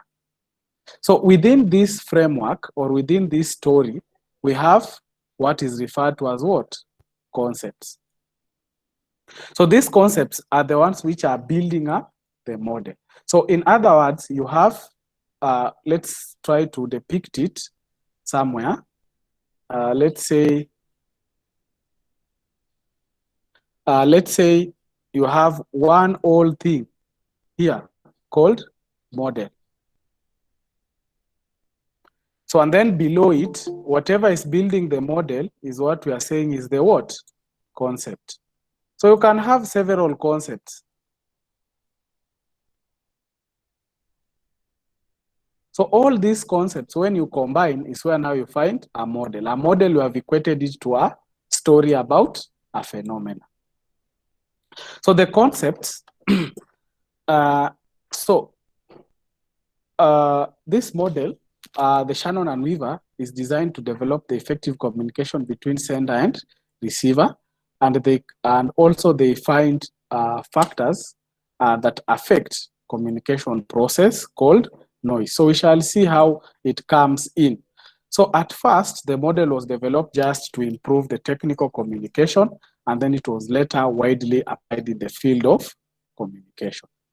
So what are these concepts? Which we have said is like, we can say a stool. So we have a model,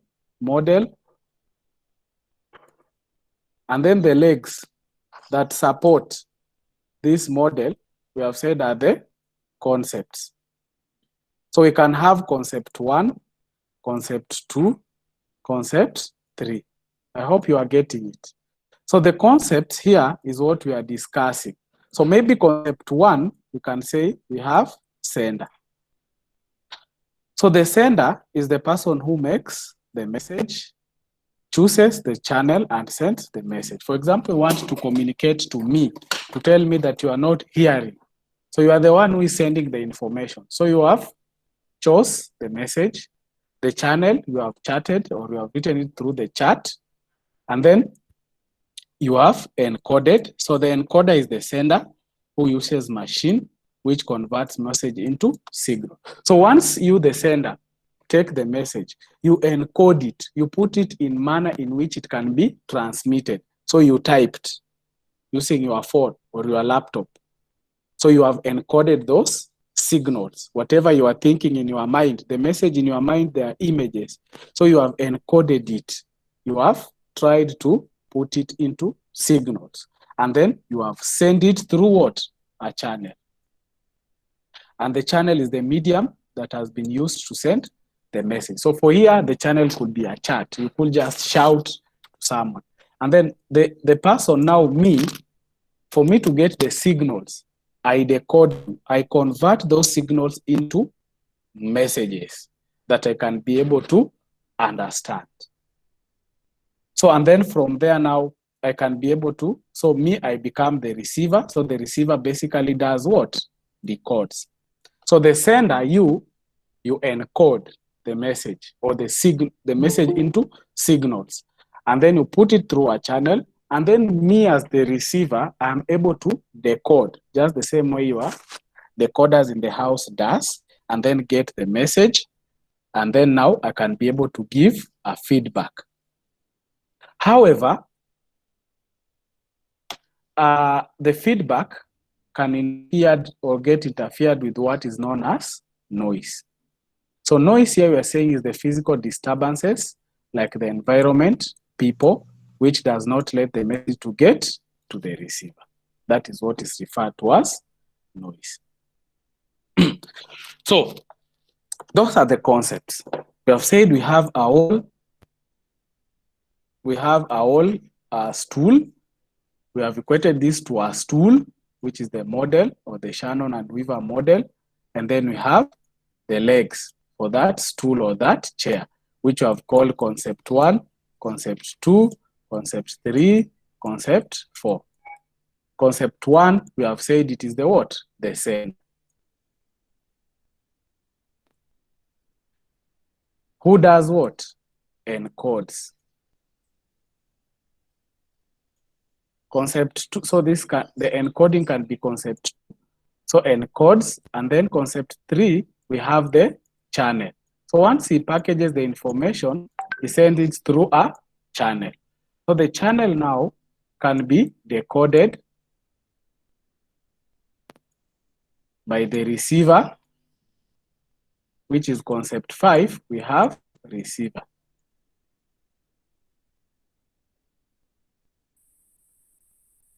Like that. So put this imagery into your mind, a stool with legs. So those legs are the what? The concept. The stool itself is the model. So to explain now the Shannon and Weaver model, because I've already talked about the concept. So we say that the sender encodes the message and sends it to the receiver through a technological channel like a telephone and a telegram, and then the sender converts the message into codes understandable to the machine. So the message is sent in codes through a medium and then noise. Then the receiver decodes the message before understanding it and interpreting it. And then the receptor can also be a machine, which also acts as a decoder. And then the channel can have noise, which can now be able to interfere with what the receiver might decode. So that is it about Shannon and Weaver. In a nutshell, we have the sender who encodes the message, send it through a channel, the receiver decodes, and then sends feedback. That is it.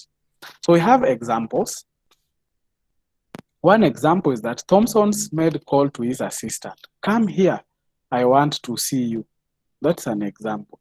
So during this call, noise appeared and his assistant received and said, I want only. So again, the assistant asked Thompson for feedback. What do you want? You see? So that is just putting the whole process into context, where the Thompsons call his assistant. So the Thompson is the one whom we can be able to say is the sender. Assistant is the who? Receiver. Like that. And then noise occurred in the transmission.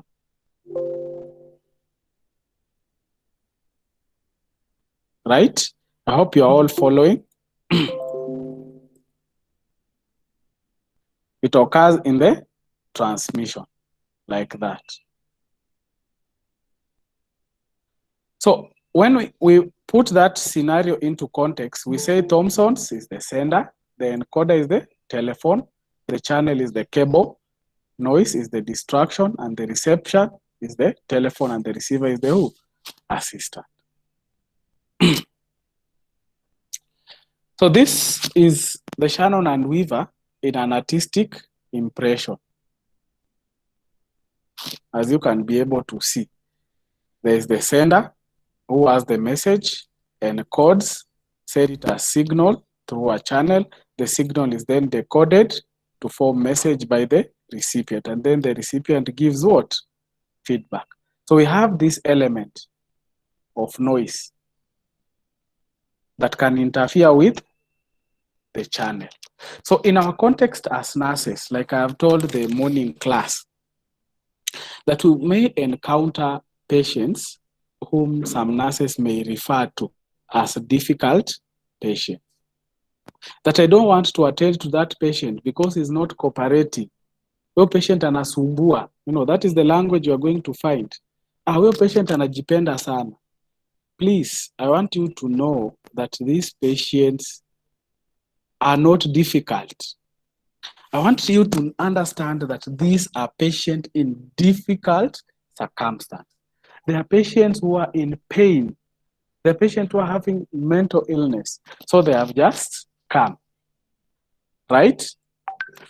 So in other words, we are saying that when you see a patient complaining or is giving you feedback that you don't want, don't say that these patients are having any problem. But there are patients who are under some difficult circumstances.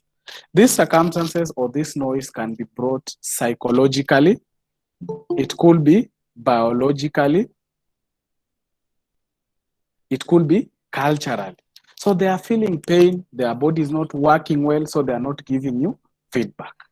So please don't ever refer to a patient as a difficult patient, but see, or rather see your patient as a patient under difficult circumstance, which if you sort them out, then you will have eliminated that noise, and then you will be able to get a patient who is well. So advantages, we are talking about the concept of noise that helps in making communication effective. So I have been able to give you some scenarios where I've told you that our patients are not difficult, but they are patients under difficult circumstances. So if you eliminate whatever is disturbing them, if it is physically, they have fractures, so you mobilize the fracture, give them painkillers, the patient will be okay and will have proper communication. It could be a patient with mental illness. There are patients with suicidal ideations. There could be patients who are depressed. So if you allay anxiety, you talk to them, then you are going to alleviate anxiety, and then you are, by so doing, you will have eliminated the noise. Right? So that is the advantage. So again, this model helps communication or makes communication as a two-way process, and it makes the model applicable in general communication. And again, communication is quantifiable in the Shannon and Weaver model. You can be able to quantify it and say, actually, if you have communicated or you have not communicated. Our third objective was to describe the elements of communication process. We have already seen the model. We have said the model is a framework. It is the stool, and then the legs are the concepts. So what are the elements? The elements of communication process, we have encoding and decoding. And encoding, as we have seen in that pictorial from an artistic impression, is the process of taking an idea or a mental image, then associating that image with words. So you bring forth words, and then you speak those words in order to convey those mental image. So basically, when a sender encode message is packaging the message. So here when we're talking about encoding, we are basically talking about packaging. You are packing the message. You pack it well, nicely, so that the other person can be able to understand. And then, for example, you may take a case that you want to explain to your aunt the direction of your new apartment. Maybe you have excelled in your career, you have built your own home, now you want now to direct your people. So in your own mind, these people have never visited you. So you will have to form mental pictures of the landscapes, the streets, buildings, roads, and then you select the best possible words. So for example, you can tell them that they should come to Makindu if it's in our campus. Follow, Makindu is along the Nairobi-Mombasa highway. And then from there, they will be able to approach a junction. And then from the junction, they go around 100 meters. And then they'll be able to see buildings that have written Makindu campus. So basically, those are mental ideas that I'm giving you wherever you are to know where I am. So that is what we call encoding. And then on the other hand, when we're talking about decoding, we are now reversing the process. So wherever you are, you could be in Mosoriot, you could be in Meru campus, you get that mental image, think about it, and then form your own mental images of what I have just described. So when you hear Mombasa, Nairobi highway, you start imagining we are having 8 lanes, 2 lanes, you know, there is a diversion somewhere. So basically you are now synthesizing the information that I have given you. So for example, as in the case when you're talking about your aunt, so your aunt will basically listen to your words, associate those words with streets. You could be saying that you live in Martin Rice Street, apartment house number 34. So they start imagining, how is Martin Rice Street?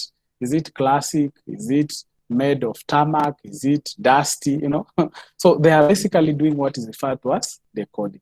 And then now from there, now when they have that mental picture, they can now begin their journey. So the second element is communicator. The communicator here, I don't want to say much about it, but basically we are talking about the two, that is the sender and the who?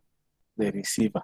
So these are the people who are now basically interacting together. The one is sending the message, the other one is simultaneously receiving the message. So when we speak, normally the communicators, we have to observe for each other's nonverbal behavior. Remember, before we began, we said that communication begins way before the communication begins. You are youth, you are youthful, energetic, you will start forming some kind of relationships amongst yourselves. So when you go and you are a gentleman, you are going to approach a lady and you see there is no smile, then that means probably chances are that you are not welcome or your presence is not felt. So that is an nonverbal behavior which you have to be in the lookout. You have to understand those nonverbal behavior for you to have proper communication. So when you also talk over the phone, you're talking with your lecturer, you're talking about with your sick persons or your patients, you have to listen to the pitch of the tone, the volume.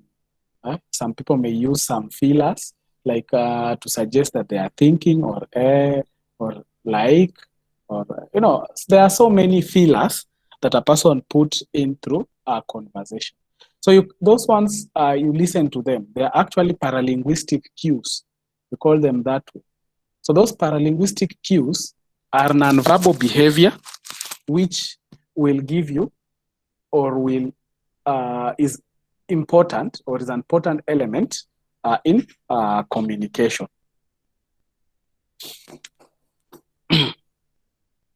So again, we have the message as another element. The message here, we are talking about the verbal and nonverbal behaviors. Already we have talked about the nonverbal, which are the paralinguistic cues. It could be gestures, it could be dressing, just how a person basically appearing. They are nonverbal. And then verbal, they are words. So in message, it involves both the verbal and nonverbal, and they are interpreted by others. So you have to be very careful about that, because at some point, whether you like it or not, you will find yourselves attending some interviews. So the person who will be interviewing you will be so keen to look at your message, both the verbal and non-verbal cues. Will be very key. So when it's very key to look at both the verbal and non-verbal cues, then you have to prepare yourself in advance when you attend such interview. I think I have a question from Rehema. Rehema Obura, what is your concern? You can just unmute your mic, Rehema, and then you can speak up so that I can get your question.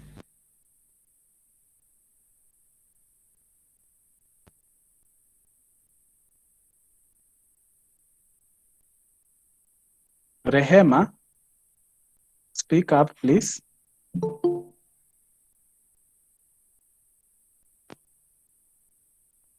Okay. So for those persons who maybe have a challenge in hearing me because I can see a text here from someone,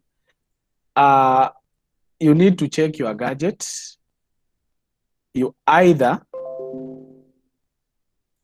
increase the volume, or you look for an earphone, or you move closer to where you are having internet connection. So anybody who can hear me, please, you can text there so that I know where the problem is.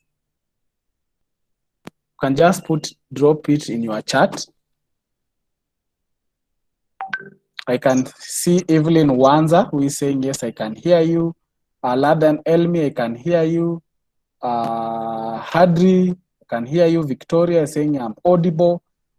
Umi Bakari saying I can hear you. Yes, I can hear you. John Maina, Khadija Golicha. Very good. So it means that you need to check your end because majority seem to confirm. Or also if you're having a problem, please stop your, you can close or shut your camera so that you only have the video so that you can have proper reception. I see a majority of people can hear me. Amos, Lydia, Veronica, Ezekiel, Haron, Gloria, someone from Mwingi Nursing Class 2020, I think is the class rep, Jen Karanja, Winnie Tanui, Marias, Mayo can hear me.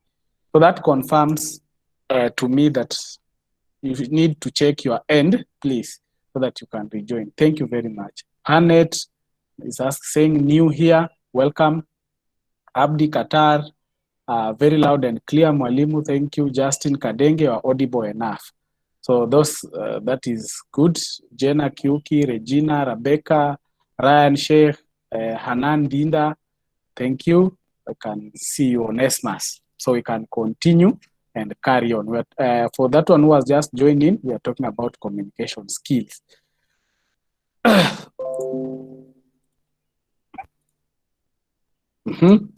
So we are talking about the message. We're talking about the message. And in the message, we say that nonverbal portion includes our tone or voice or nonverbal components such as personal appearance, posture, gestures, body movement, eye behavior, and the way we use space. So very, very key. And even the smell. So when you attend in an interview, you need to be cautious.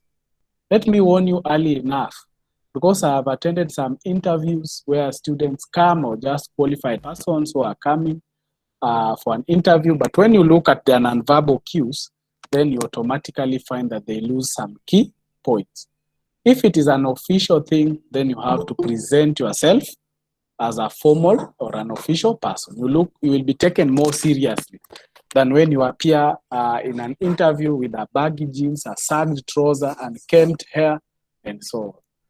Because those are cues that you send to your potential employer. So example in message, for instance, the person who gets up to speak wearing a nice suit will be interpreted more positively than a person giving exact the same speech wearing sweatshirts and also graphic t-shirts. Context comes into play here. So you have to be very cautious of how you dress and the functions that you attend, because people will take you seriously based on your nonverbal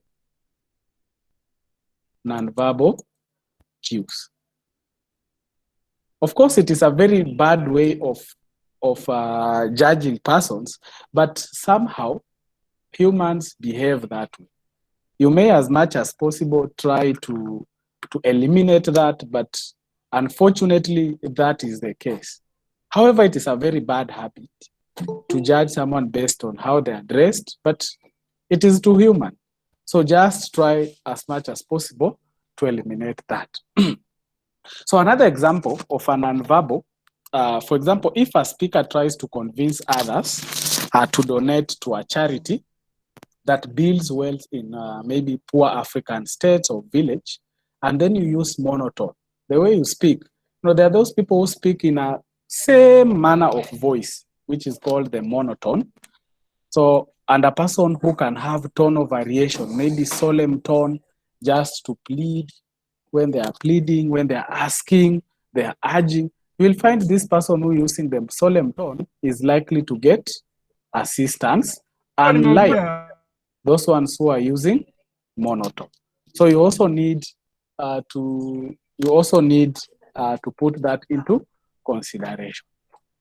Another important thing that I want to notify you is that message can be intentional or unintentional. So when the message is intentional, it means that you are sending a message that you intended to share, right? So it means that you have the image in your mind and you wish to communicate that successfully. And you somehow manage to convey that to your targeted audience. But when the message is unintentional, it means that that message is sent when the message that we wish to convey is not the same. So we are sending mixed signals. You have seen instances where the Minister, Cabinet Secretary of Education, Professor Magoha, himself, he has been sending message. But unfortunately, some of those messages have been interpreted as unintentional messages. Newspapers have gone ahead and be speculating, issuing speculations that we are opening schools month after month. But it had forced the Cabinet Secretary to come and clarify that, because the message that he was giving were unintentional. So they were construed to mean that perhaps the schools are opening. But that could not be the case. So when you're packaging message, you have to be extremely cautious that don't end up sending messages which are not intended, or the unintended messages. For example, let's say you are returning from an outing with your significant other.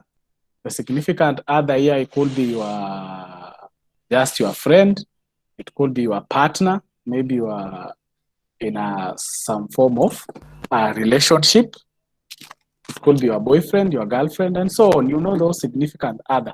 So in this context, we are talking about boyfriends, girlfriends, husband, wife, fiancés, and so on.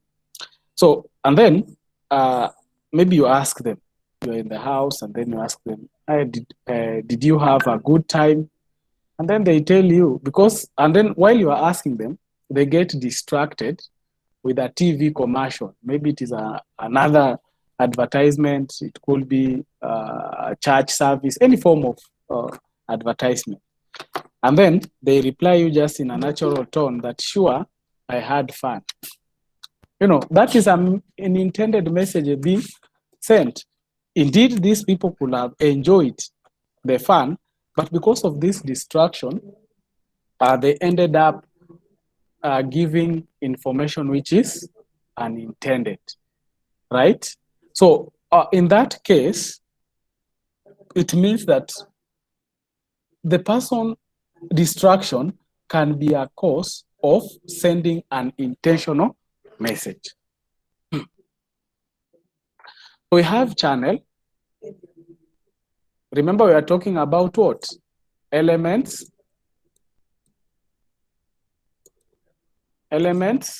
of communication. And of course, we are borrowing much from the Shannon and Weaver. So the next one is the channel. The channel is very simply the means through which the message passes. When you hear the channel, or when you talk about the channel, we mean is the means through which the message travels, and it could be face-to-face communication, and it can also involve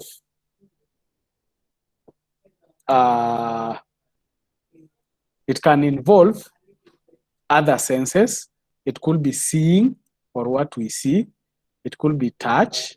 It could be smell, and even taste. So basically all of that are channel. So when we are communicating with someone online, the channel is the computer, like we are doing. And then when we are texting, the cell phone comes in handy. And then when we are watching a movie, the channel is TV. So the channel can have a profound impact on the way a message is interpreted.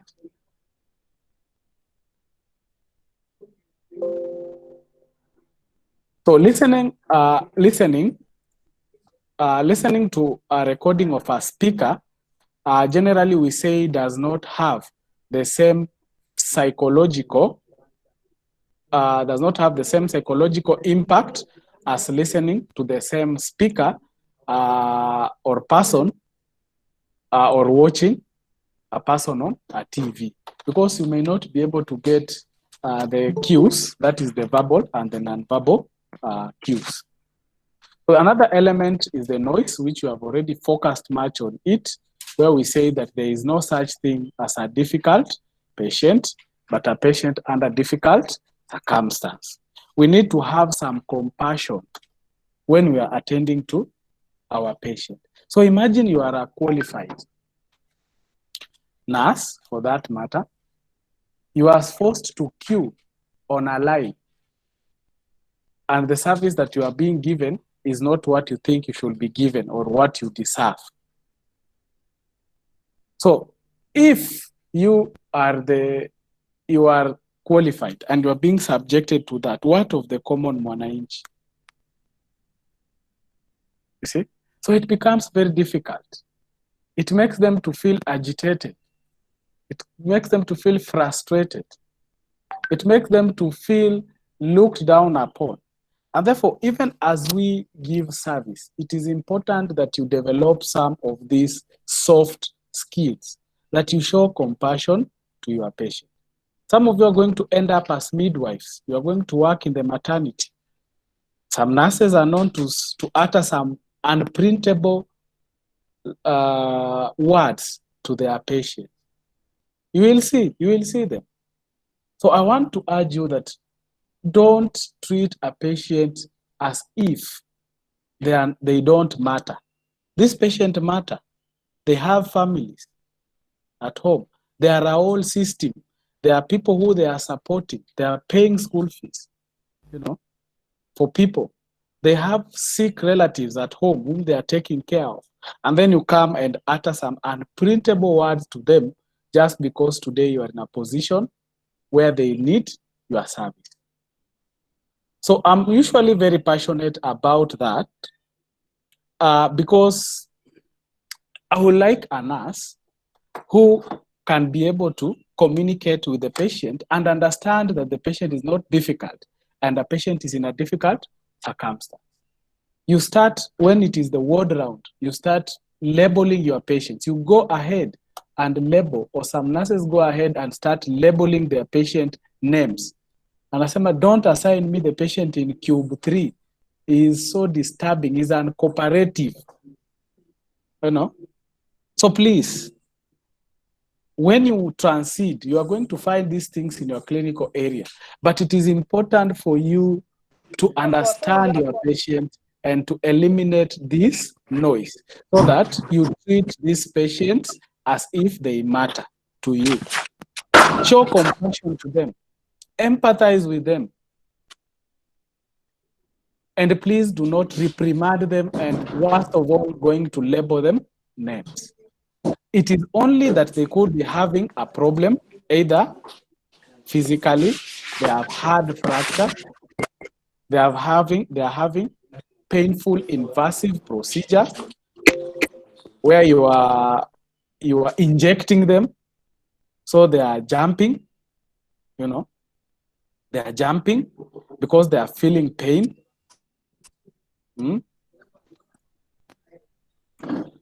Right? So those are physical noise. So it is making them extremely uncomfortable.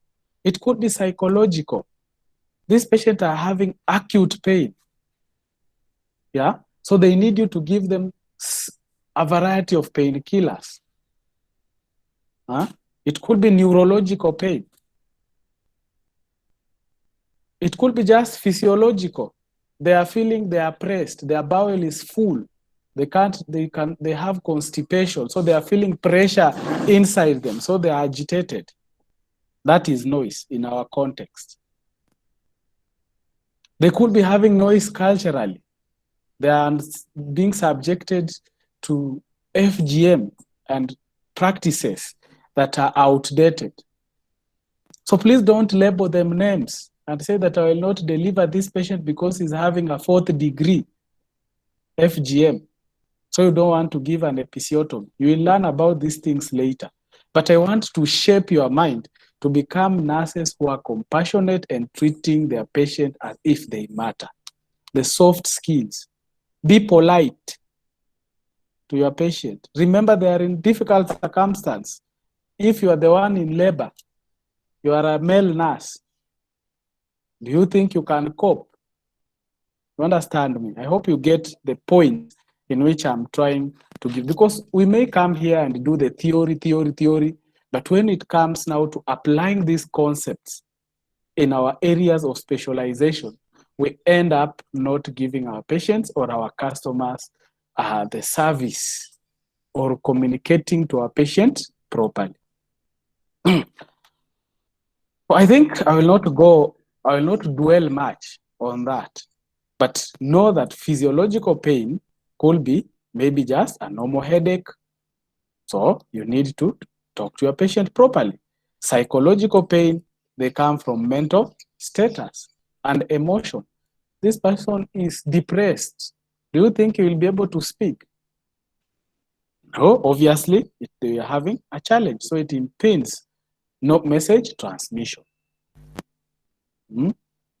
So it could be cultural noise, which results from different worldviews or perspectives.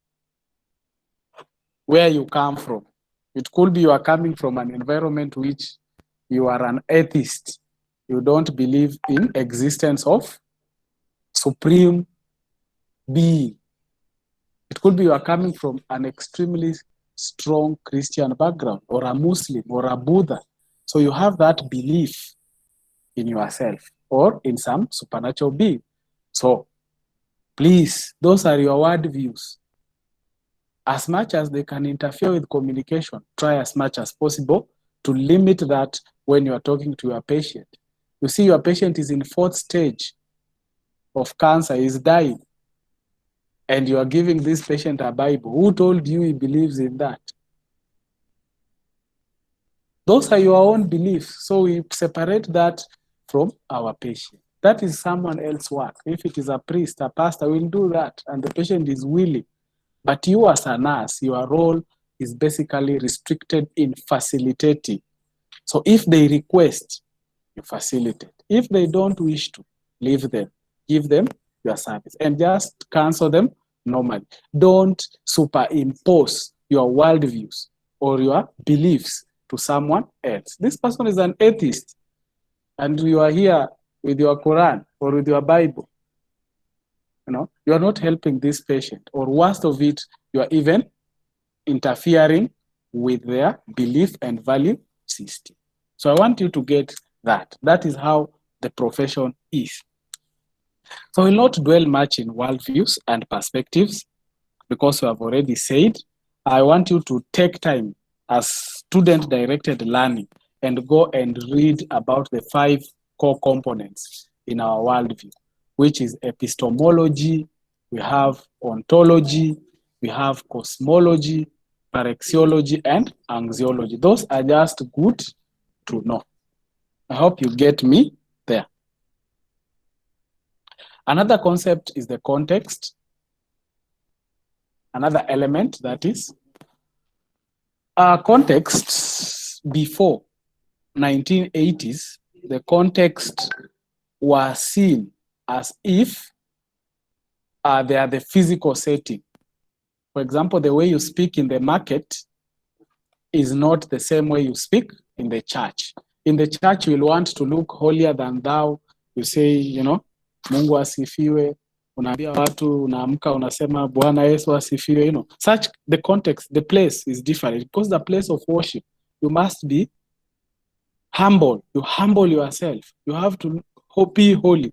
But the same person, you find them in the market, you will even wonder if they're the same person because the setting has changed. So in the market, you'll find them noisy, shouting. The same way when you are talking with your patients in the ward is different from when you are doing or going on your business out there.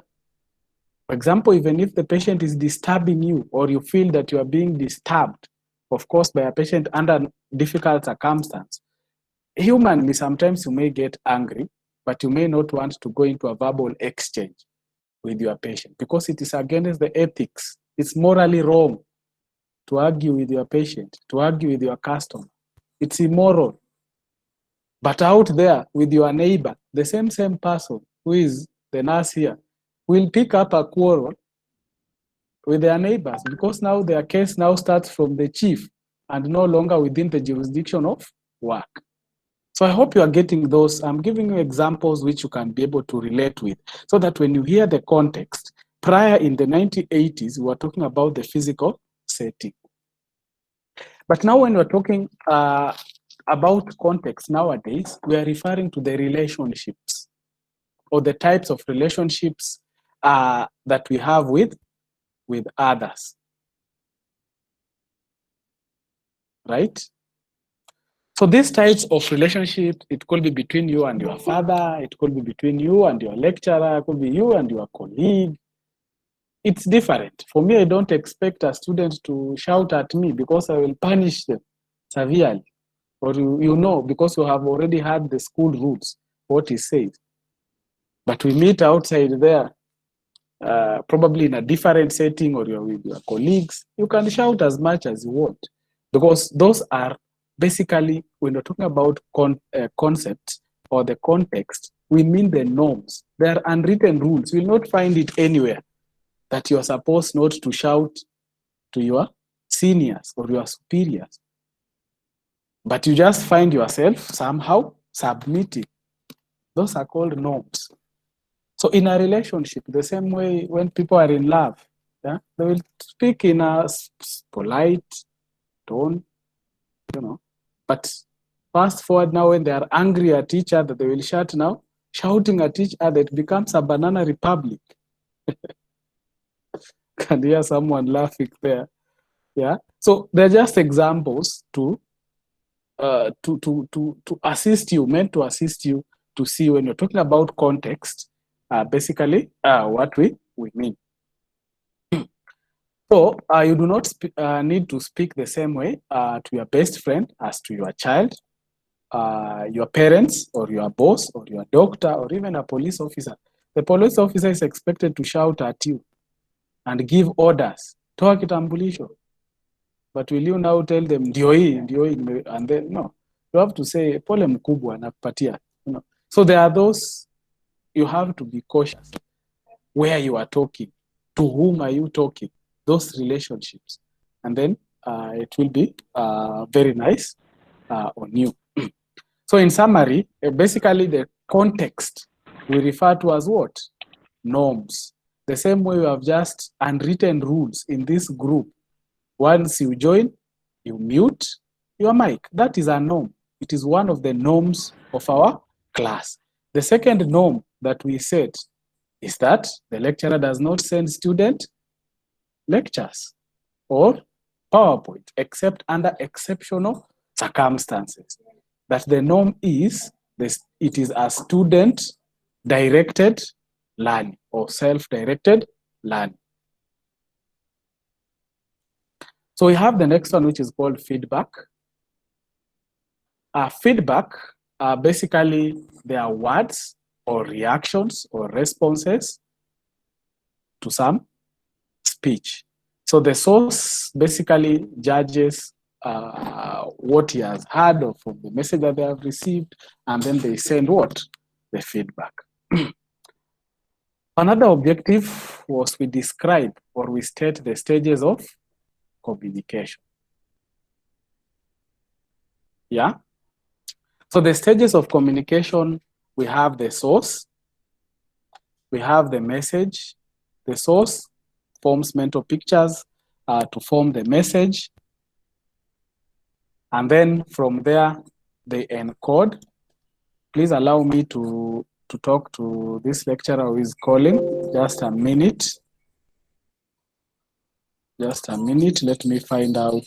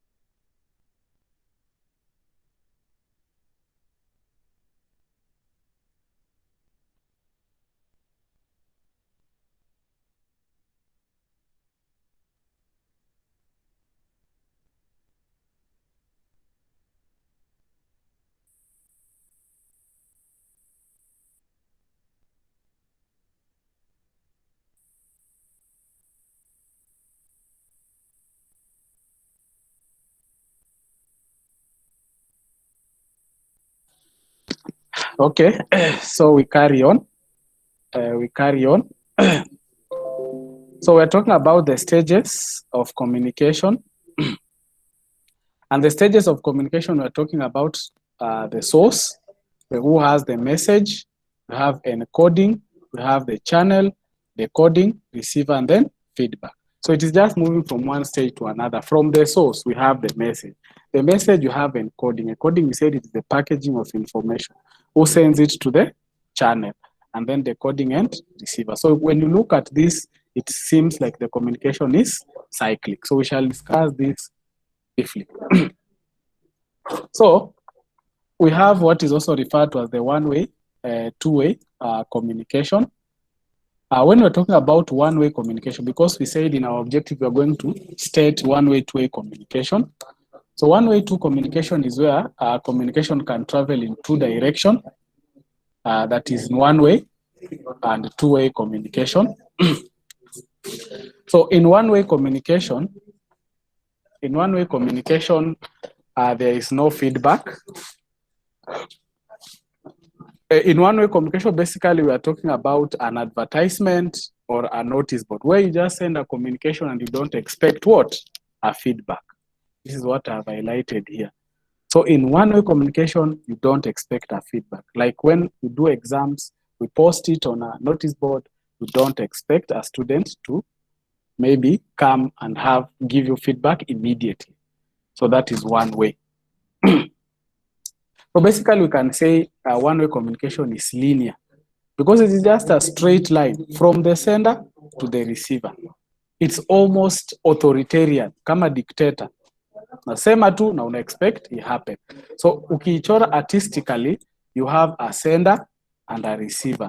And then the message which is sent through a channel. It could be a poster.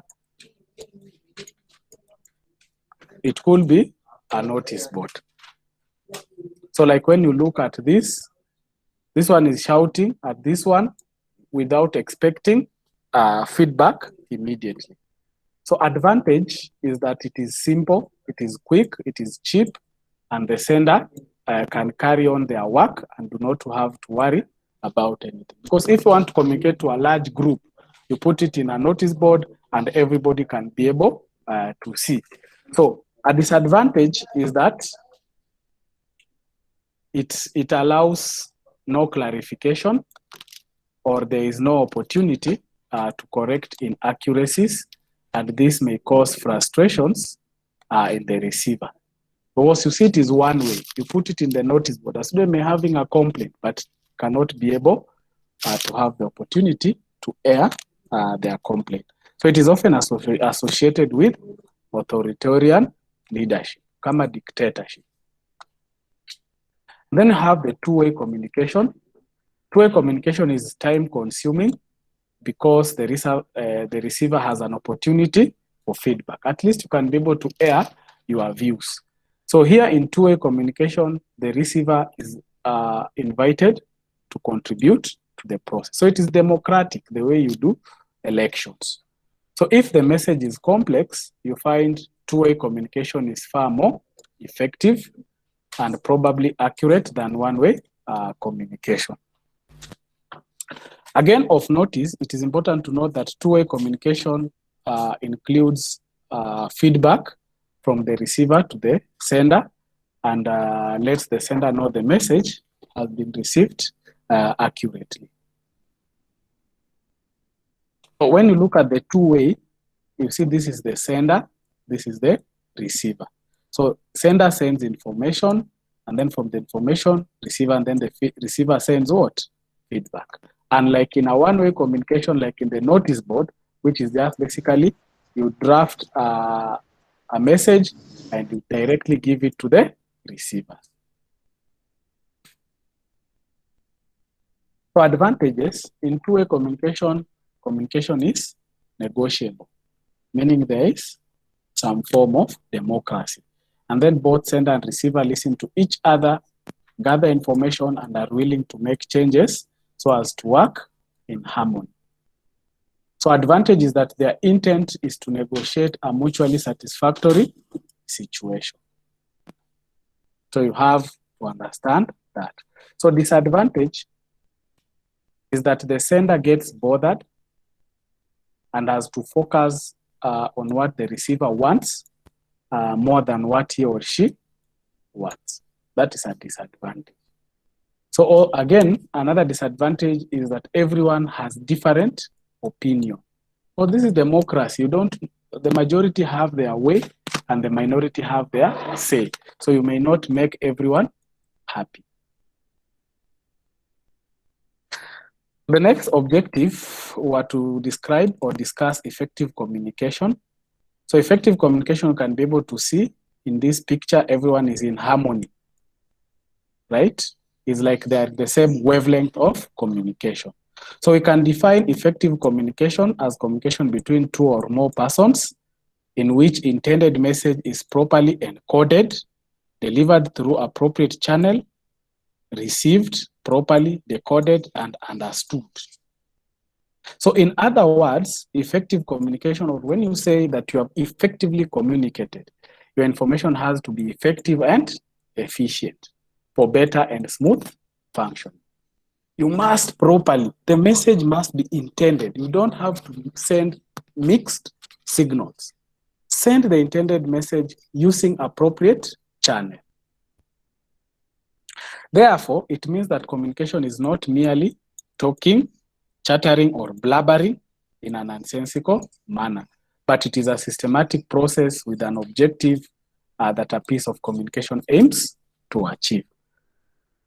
So therefore, effective communication, for when you say that the information is effective, both the sender and the receiver must have similar meaning of the message. They must be in the same wavelength.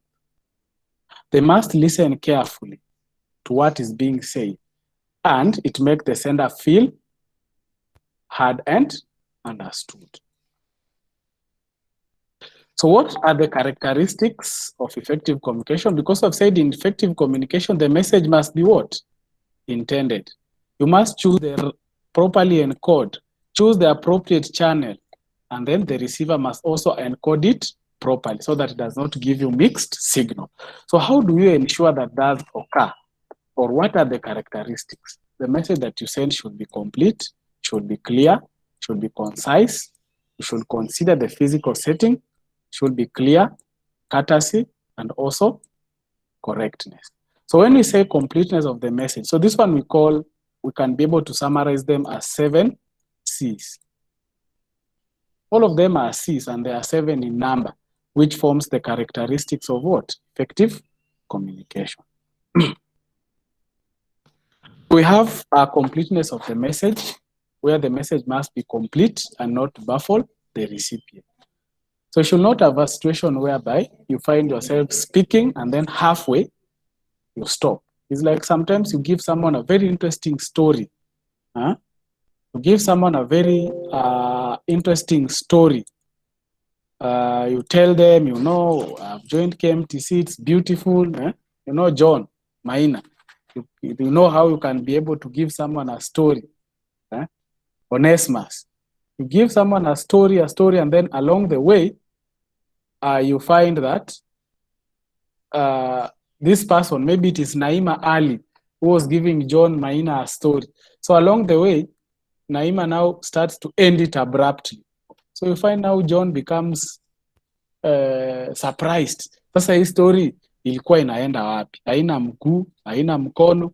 So those are the scenarios. So for you to make that communication effective, then we must have a complete message. Yeah. And then the second one, it is the message has to be clear or clearness, where we need clarity of thought and ideas, which enhances the meaning. And we should also be able to give honest and accurate information. So if now you have just begun, some of you now, you know, in your village now you are called Dr. So and so, kichwa inaniuma, nitakunywa dawa gani? So you end up giving your people wrong information. So you end up now becoming a quack. Judith, I'm not saying Judith, but I'm just trying to say, Elmi. You go there and now you start saying, no, you give them some drugs, you tell them you have this condition which is not correct. Yeah.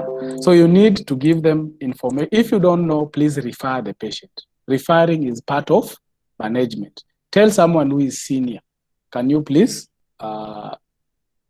take care of this patient? So consciousness of the message should be short, yeah, and up to the point. Intelligible message. Avoid verbosity. Avoid. You put a lot of jargons, yeah, just because you know anatomy and physiology and some pathophysiology. Start mentioning to patient, you know, your patient is having cardiac arrhythmias because their troponin levels are high. We have, hey, my friend, avoid such when you're talking to a layman person. Just tell them in a language they can understand. That is effective communication, period. Don't start shining to your patient. We know you know. That's why you have been in school for 3, 4, 8 years. Right? So just make it simple. Just tell them heart attack. Your patient is having a heart attack, and therefore we are trying as much as possible to correct. So we are using a few drugs. We are giving some drugs which can make the heart continue to pump. So don't go there and start mentioning that, we are giving them inotropes, yeah, to increase the contractility, to increase the heart rate. You get me? So when you're talking to a patient, you try as much as possible to communicate. Avoid verbosity. Then we have consideration of the physical setting and recipient. So in order to make communication more effective, the overall physical setting, for example, the media must be considered. Yeah. So we have already talked about the context much more. So you need to see how to go about that. And then clarity is self-explanatory, where your thoughts should be clear and use exact, appropriate, concrete words and symbols. Also ensure that you maintain courtesy, respect your patients, talk to them politely. Your speech should be enthusiastic and reflective. You can just be able to tell them, maybe, do you think the source of your pain is because of carrying heavy load? So I think you should be able to consider doing so, A, B, C, D. Avoid carrying heavy loads. Try to take some rest for 2 weeks, complete bed rest. So it should be courteous, in other words. And then should be correct. If you are writing a message, avoid grammatical errors by proofreading and repetition of sentences, so that you can be able to have a message that is exact, correct, and well timed. So in a nutshell, the characteristics of effective communication, we are talking about the 7 C's, which you have said it is correctness, clarity, consciousness, completeness, consideration, concreteness, and courtesy. So don't try to cram, but just basically, I normally like students who apply critical thinking when they are approaching such questions. So what are the advantages of effective communication? 1, it prevents misunderstanding because you are giving a clear and direct message. It also makes an organization successful because now you have clearly defined policies, structures, an organogram where your personnel can be able to associate with, and also effective interpersonal communication skills such as listening and making eye contact can be able to give you more boost in your personality. Again, if you are an effective communicator, it helps you to understand things, and it gives you self-satisfaction because people can be able to act on whatever you requested them to do. And then, of course, if you are a good communication, you are able to drive the agenda of an organization because you can be able to clearly articulate the goals of your organization. And therefore, the persons who are associated with the organization can be able to perform their jobs effectively. So what are the barriers of effective communication? We need to destroy. It's actually like a wall. So we need to know what are these barriers so that we can be able to break them, so that we can allow this person to understand the recipient.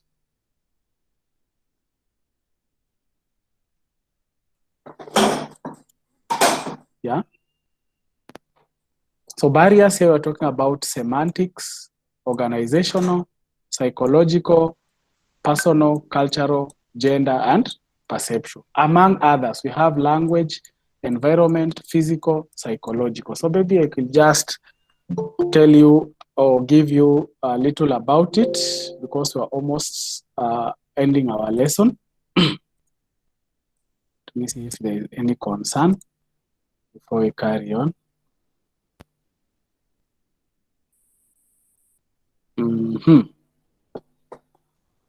Haya, tuendelee.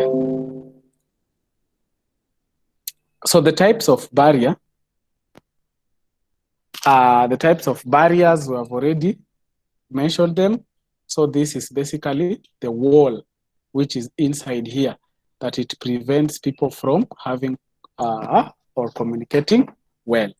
So when we're talking about physical barriers, we're talking about poor or outdated equipment, poor lighting, temperature. We are talking about your patients who are having problems in their physical body. It could be fractures, it could be painful invasive procedures like inserting intravenous lines, it could be giving injection. All those ones are barriers. It will make your patient not to communicate effectively. We also have emotional barriers. Some patients could be having emotions like anger or sadness, which obviously is going to taint objectivity. So being extremely nervous can also be able to affect communication. Language, I will not be able to speak much about it, but you know, of course, if you are from a certain region and you go to another region and you don't understand each other because of language, then that is a barrier. It could be you are using a professional jargon, like I have said, common among young nurses. Yeah, it could be slang, it could be colloquialism, which may hurt communication. And the physiological barrier, we're talking about ill health, poor eyesight, hearing difficulties, and even pain. Organizational barriers, we are talking about organization structures which are not clear, so you don't know the organogram, maybe to tell you is the boss, who is the deputy, you know, those spheres of influence. So if it's not clear, that could be a barrier because people don't know their supervisors. A cultural noise, we are talking about stereotypical assumptions, whereby you can be able to label some stereotype assumptions or things which are not necessarily true about either a particular community or a particular person. Where you just say, huyu mgonjwa anapenda kukasirika sana. These are people from certain areas wanakuaga hivyo. You know, those are things which you have to do away with and see a person as a single, independent entity. We have semantics, just the way we pronounce words and interpret meanings. So semantics, here we're talking about words of different meaning, faulty translations, where you are a pastor, you are wanting to say some message, you're saying hallelujah, your translator is saying amen. So some people who don't understand probably will not be able to get what you are saying. We're talking about unclarified assumptions, like those ones which you have said, the stereotypes. You say some people, you know, they are like this, they are lazy, you know, such kinds of stereotypes. We have denotation and connotations, technical jargons, and bad expressions. So that, in summary, today's lessons or introduction to communication, we have been able to define what is communication, where we have said it is interaction between a sender and the receiver who have a common message. We have talked about theories and models, and theories and models, we have talked about the Shannon and Weaver. Under the theory, we said a theory is a concept like a stool, and then it has legs, which are the concepts. So the concepts here, we have talked about the sender, the coding, the media, the recipient, and so on. And then we have also gone further and discussed the elements. The elements which we have talked about, the communicators, noise, feedback, worldviews, and so on. We have also gone and described communication process and its importance. Particularly, we have talked about noise, which is found in the Shannon and Weaver as in the context of nursing. And then we have explained one-way, two-way communication. We have said in one-way communication is basically linear, it is authoritarian, and in two-way, we have said it is cyclic. It is rotational, cyclic, and we have said it is democratic. We have talked about the advantage and disadvantage of both the one-way and two-way communication. And then we have discussed the characteristics of effective communication, where we have said we have the 7 C's. The 7 C's, we have talked about consciousness, clarity, completeness of message. We have talked about and so on. So you go and review, and then we have explained the barriers, which we have talked about the language barrier, semantics. We have talked about physical, psychological, cultural, and so on. So those are the objectives for the day. and ask if there's any question, contribution, addition. You can be able to unmute your mic and say something, or you can be able to write it through chat.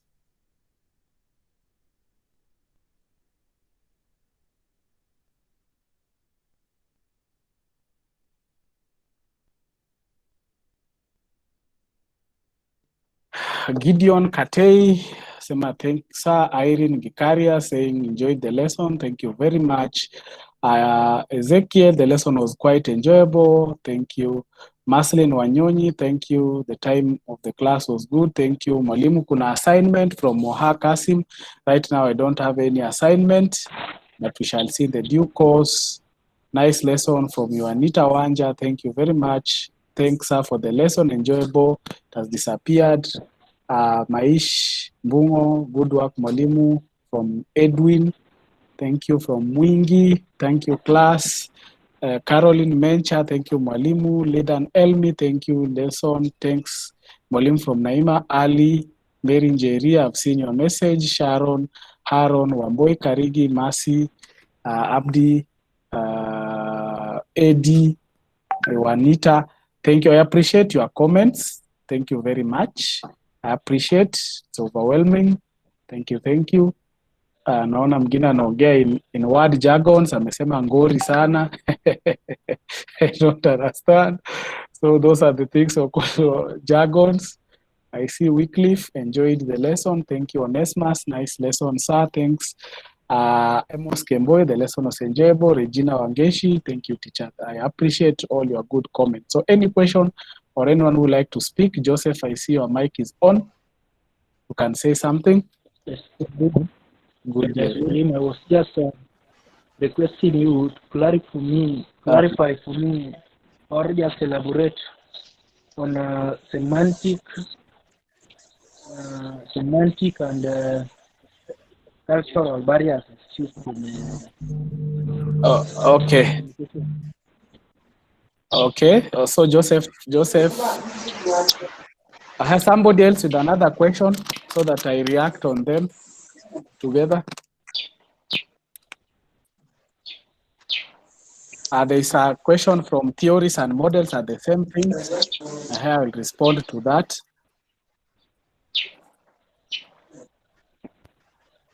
There's one who wants semantics and cultural barriers. Any other question from Lizzie? Lizzie, Tome?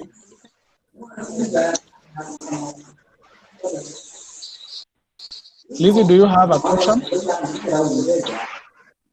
No. Okay, then mute your mic, please, so that we don't have background. Amos Wafula, I see your mic is also on. I'm having a question. Yes, Winnie.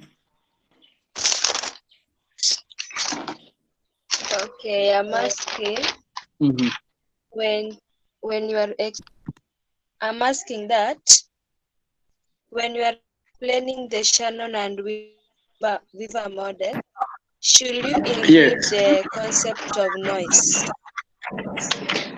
Okay. Thank you. Concept of noise in Shannon and Weaver. Any other? There's a question that when will not attend previous lessons. Carol Kamau, we have already reviewed everything in these lessons. As you have noted, I've already started from the beginning. So that is it. Yes, Onesmus?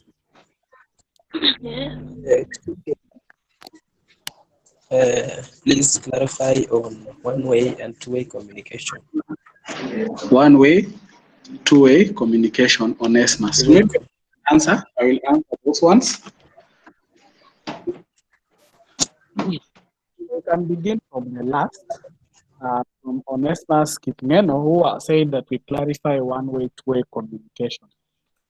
We have said a one-way, two-way communication is basically a way of depicting how a message or a communication can flow. We have ways, for instance, when you are using a notice board, that is a media which you have chosen or a channel. You don't expect a feedback. because you just take a chart, hang it somewhere, and people come and see and read for themselves and interpret and go away. So you don't expect an immediate feedback. So that one, you will see the sender, I generated information and put it somewhere, someone read it and got the information. So that one is one way, because I just imposed. And then in two way, we are having the element of feedback, where you find the sender comes up with a message, send it to someone, and then someone can be able to agree or disagree, or even add more information. So that is one way, two-way information. So basically, it is just the way in which the channel through which you give.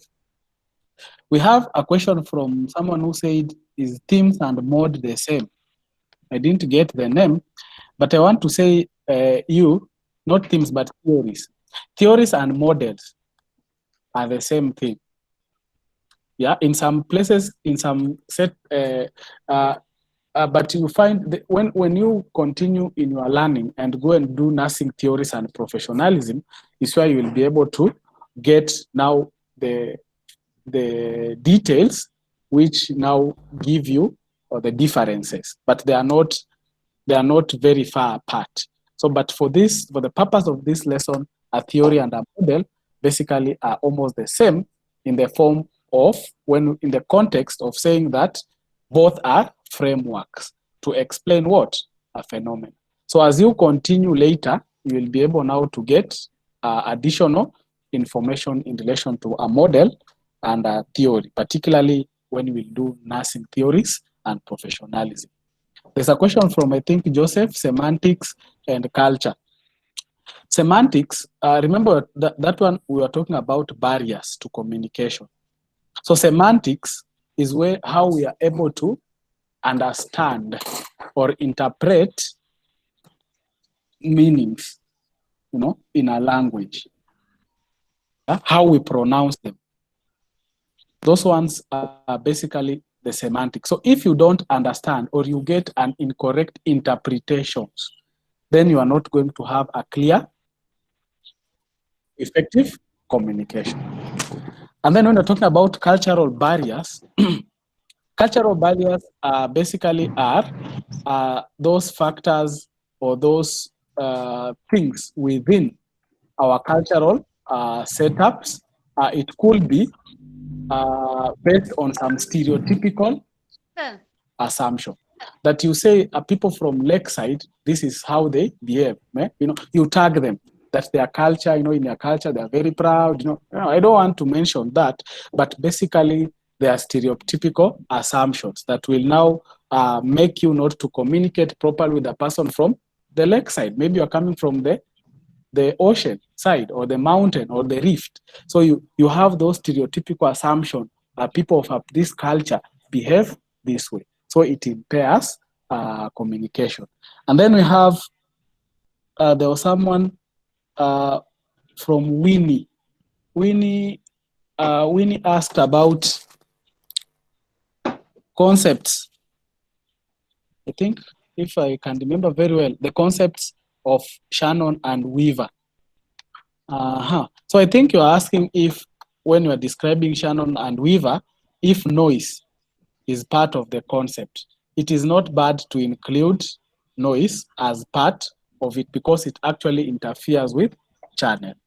So it is okay. So I think those were the questions. I hope I've been able to answer you, but you can also be able to do some more reading on those areas so that you also get better information. So I want to announce to you that also there will be another class at 2 to 3 by another lecturer. So you purpose also to attend because she will be covering the next objective. She will also have 2 sessions. Sawa. Will they provide the link? Another link? The link is the same. Okay. Yeah, but the time will be 2 to 3. And then another 3 to 4, but the same link. Okay. Okay. So you can also share that information with your members, class team, so that they don't miss out. So having been there, no any other question, I want to thank you and say thank you very much for logging in and being patient, and we hope also to serve you better. Thank you very much. I ask or I beg to leave. Thank you so much. Thank you. Bye-bye. Thank you. Bye.